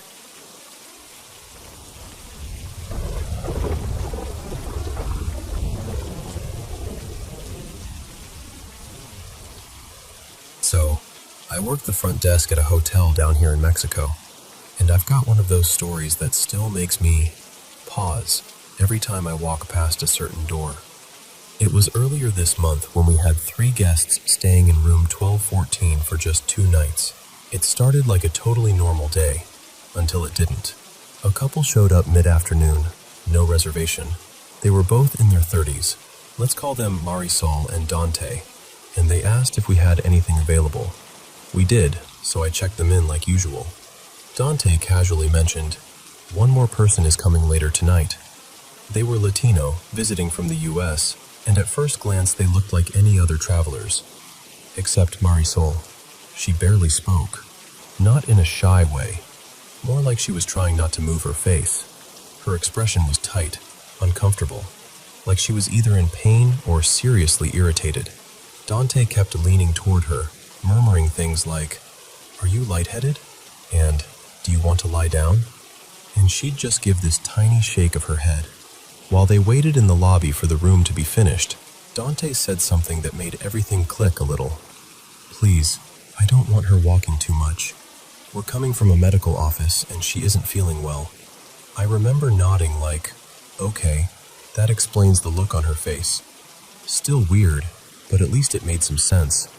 The next day was my day off, so I wasn't around for whatever happened in between. But when I came back for the morning shift 2 days later, around 6:30 a.m., I found out the energy had shifted. About 10 minutes into my shift, Dante comes in from outside, looking rushed, and asks to settle their restaurant charges because they were leaving soon. They had a flight that morning. Then, around 8 a.m., he comes back down and drops the key cards on the counter, like he's trying not to waste a second. He steps outside to call a rideshare, and right behind him, this is the part I can still picture too clearly, comes the 3rd guest, Elias, guiding Marisol through the lobby. Marisol had a cloth tied over her eyes. Not sunglasses, not a sleep mask. A cloth, like a blindfold. Elias had one hand lightly on her arm, steering her carefully, whispering instructions like, "Okay, step here. Careful, there's a curb. Slow." I just stood there watching, pretending to look busy, because what do you even do with that? The strange part was, besides the blindfold, she looked fine. Pale maybe, but not stumbling, not weak. Just blindfolded. Like it was intentional. They left, and for a moment everything went quiet again, until housekeeping found me maybe 20 minutes later. One of them came up and said, super seriously, "Can you come see the room?" Something is wrong. So I went. As soon as I got to room 1214, I saw blankets piled outside the door, like they'd been dragged out and dropped. I took a couple steps closer and then, no exaggeration, the smell hit me. Blood. That sharp, metallic smell you don't confuse with anything else. Inside, there was a towel on the bed soaked through, and it had stained the mattress underneath. Clothes were scattered across the floor like someone grabbed what they could and ran, and later housekeeping told me those clothes had blood on them too. But the thing that made my skin prickle wasn't even the blood. It was the mirror.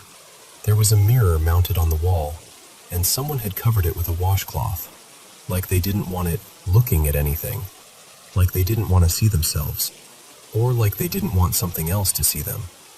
I stepped back out, told housekeeping to stay put, and went straight to my manager. We took the room out of service immediately and did a deep cleaning. They said they'd found crosses around the room, not drawn in marker, not scratched in, not taped up. Crosses made from oil. On the walls, on the table, on the headboard, on the TV frame, even on parts of the mirror. Like someone had dipped a finger in oil and quietly marked the room with them. We cleaned everything we could, but some of those oily cross marks are still faintly visible if you know where to look. And here's the part that's honestly the creepiest to me. Housekeeping swears that after the room was closed, they went back in later just to refresh it and found things out of place. Decor shifted, items not where they'd left them. Nothing major, just enough to make you stop and think, wait, who's been in here? Except no one should have been. So, yeah, people at work started speculating immediately. Some think it was a ritual. Some think it was some kind of protection thing. Others think it was just panic after a medical emergency and people doing whatever they believed would help. But that blindfold, the blood, the covered mirror, the oil crosses, I don't know. All I know is I've worked in hotels long enough to see weird guests, messy rooms, even medical situations. But that room felt different. And every time I pass it now, I catch myself glancing at the door like it might remember.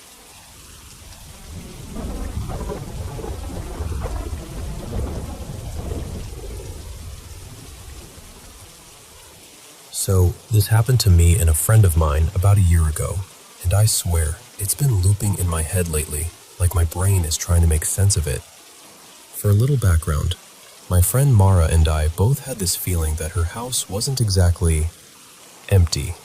Not like someone's hiding in the closet empty. More like there was something else there. The kind of presence you can't point to, but it makes your shoulders tense up the second you step inside. She'd moved in not too long after the previous owner's son died in a car accident. Mara didn't know how old he was, just that it had been a few years before her family moved in. And ever since she'd lived there were little things that kept happening. Random stuff would slide off counters like it had been nudged. She'd hear footsteps upstairs when she was home alone. Her family would mention weird, cold pockets in the hallway, like walking through an invisible draft that shouldn't exist. And one time, this is the part that always makes my stomach flip. She told me she woke up in the middle of the night feeling something cold press against her forearm, like a hand that had been outside in winter. Not rough, not squeezing, just there. She shot upright and nobody was in the room. I hated being in that house. I never said it like that to her because I didn't want to freak her out even more. But the place always felt like it was watching, like the rooms held their breath when you walked through them. Anyway, one night it was just me and Mara in her bedroom. No parents home, no siblings bothering us. Just that quiet, heavy stillness the house always had. We were trying to ignore it by doing what we always did, playing music and singing over it like we were on stage. The music was coming from my phone. Important detail, I wasn't even using the app. My phone was just there, screen lit sometimes when I checked messages, but I wasn't scrolling playlists or touching anything. We were in the middle of a song, like fully in it, not even close to ending. And then, the music changed. Not a gentle fade out, not the next track. It cut, mid-verse, like someone yanked the cord out and plugged in something else. Suddenly this song starts playing, something totally different from what we'd been listening to, like a hard left turn. And I remember Mara going, "Wait, what is this?" And I'm already reaching for my phone because my first thought is I accidentally hit something. But here's the thing. It wasn't just any random song. It was Dollhouse. And if it had been anything else, I honestly might have laughed it off. Glitch, autoplay, weird shuffle, whatever. But the lyrics, what it's about, hit like a punch because it matched Mara's home life in this eerie, too perfect way. Mara had been dealing with some really personal stuff with her family, the kind of things she barely talked about out loud. And at the time, I was pretty much the only person she'd told. Like, the only one. No one else at school knew.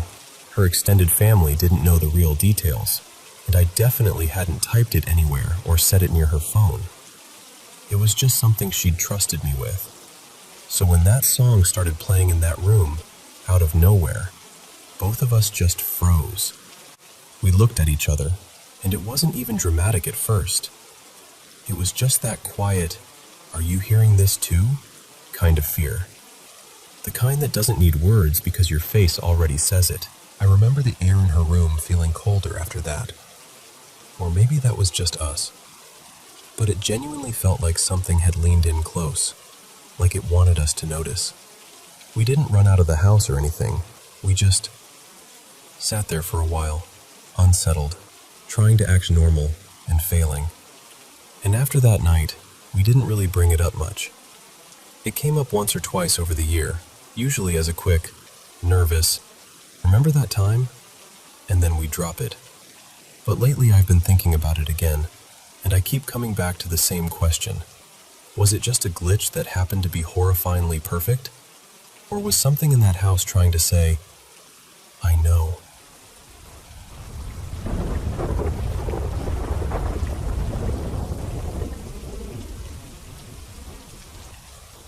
So, this all really kicked off the week my grandmother, Nana Claire, ended up in the ER, and it got scary fast.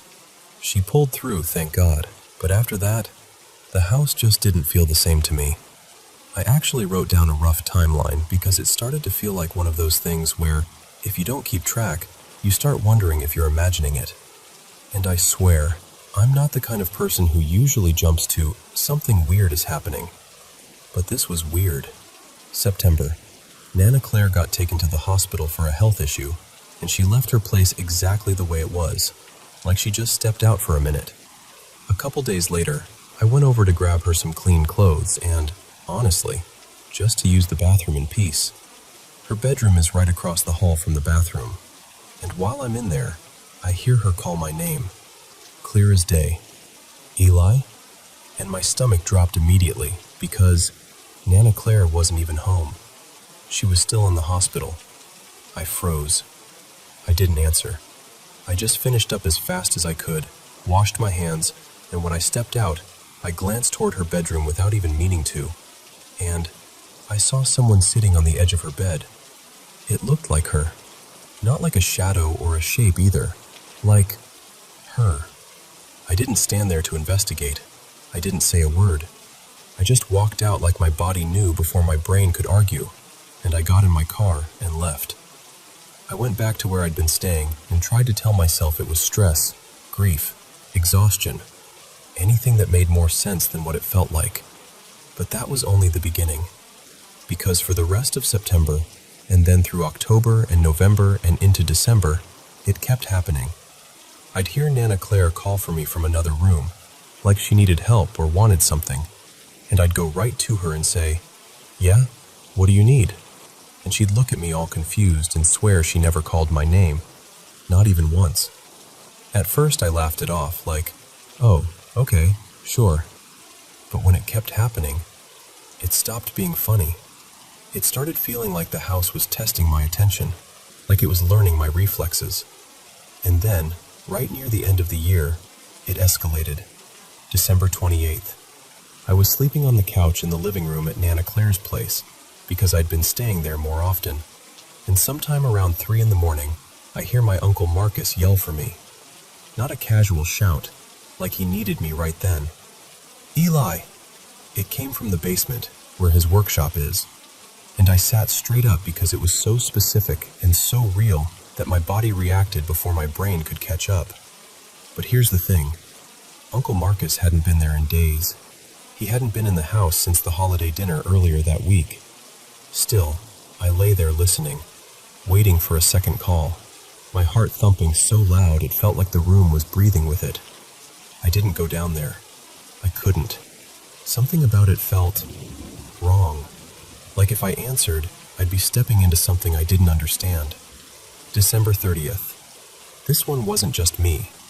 Nana Claire called me into her room, looking genuinely unsettled, and asked, "Is Marcus here?" I told her no, he wasn't. Not tonight.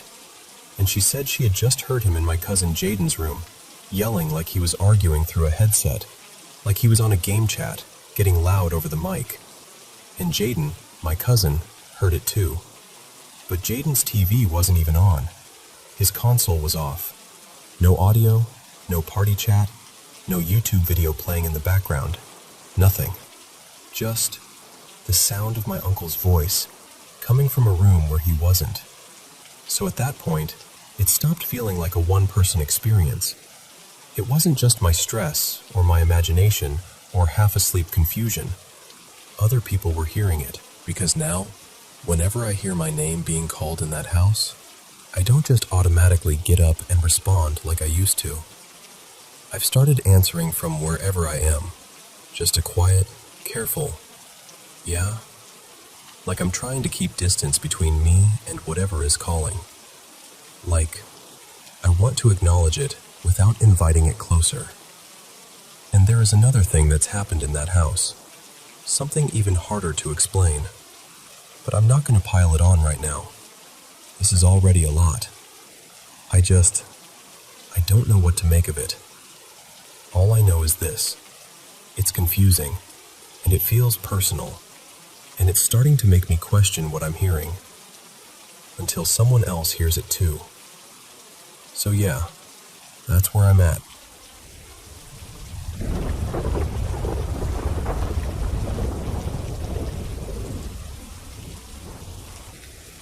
So, I've told a few friends and some family about this, and I swear, everyone kind of smiles and nods like they're listening, but it always feels like they don't really believe me.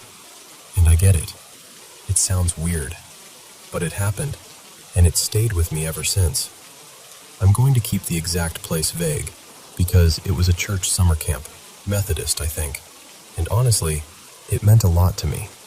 It was one of those places you carry in your heart, you know? So many goofy laughs, late-night talks, dumb camp games, just the best kind of memories. That's part of why this throws me off so much. It didn't fit the feeling of the place at all. This was back in the summer of 2008, when I was starting high school. Me and my younger brother Eli went every year for a week.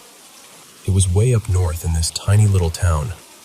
There was a lake there that always felt calm, like glass in the mornings. Just a few lake houses scattered around, and then the camp tucked into the trees. Quiet, peaceful, the kind of quiet that usually feels safe. We'd already been a couple summers before, back when I was in middle school, and nothing had ever been even remotely off. So when we got there that first day, it was totally normal. We met our cabin group, did the usual awkward introductions, picked bunks, tried to remember everybody's names, all of that. But then, that night happened. I remember waking up in the cabin for no obvious reason. Everything was still. Everyone else was asleep. All I could hear was the low whir of those cheap box fans they always had going, and the little ticking of a clock on the shelf. It was humid in there, that sticky kind of summer heat where the air feels thick. I must have drifted back off, because the next thing I remember, I woke up again. This time I was facing the wall, and I don't know why, but something in me was instantly alert, like my body knew I wasn't alone before my brain caught up. I turned over, and there it was. A silhouette, just the dark shape of a person, standing near the end of my bunk. It looked like a man, and I could see what looked like a brimmed hat. Not like a baseball cap, more like an old-fashioned hat shape. The thing that messed with me the most is how solid it looked. It wasn't just dark. It was darker than the darkness around it, like it was cut out of the room itself. And it was tall, about as tall as the top bunk. I remember freezing so hard I felt like I couldn't even breathe right. Like if I moved too much, it would know. I stared for maybe a second, maybe two, and then I just panicked. I turned back toward the wall as fast as I could and pulled my shoulders in like I could make myself smaller. I didn't look again. I couldn't. I just laid there, wide awake, trying to convince myself I was imagining it, while my heart was basically trying to escape my chest. The rest of that week, I felt off, like I wasn't fully in my own skin. I got anxious for no reason, and I kept getting these chills even when it wasn't cold. There was this constant sense that something was wrong, and I couldn't name it. And it wasn't just at night. It was like I couldn't settle the whole time. That feeling followed me home too. Not for months or anything, more like several days, maybe a week, but it was intense. I'd be in my room at home and still feel uneasy, like my body hadn't stopped bracing for something. The thing is, nothing like that ever happened again. Eli and I kept going back every summer until I was a junior, when they stopped doing the teen week. And every other year was normal. Fun. Safe. Exactly how it was supposed to be. But I still think about that night. I still don't know what I saw. I don't know if it was a nightmare I was half awake in, or sleep paralysis, or my eyes playing tricks in the dark, or something else entirely. I just know it felt real in a way I can't fully explain. Like my body recognized it as real before I even had time to process it. And I think that's why it bugs me so much when people brush it off. Because I'm not telling it to be dramatic. I'm telling it because it happened. And I honestly just want someone to take me seriously for once and say, okay, that's creepy, and I believe you.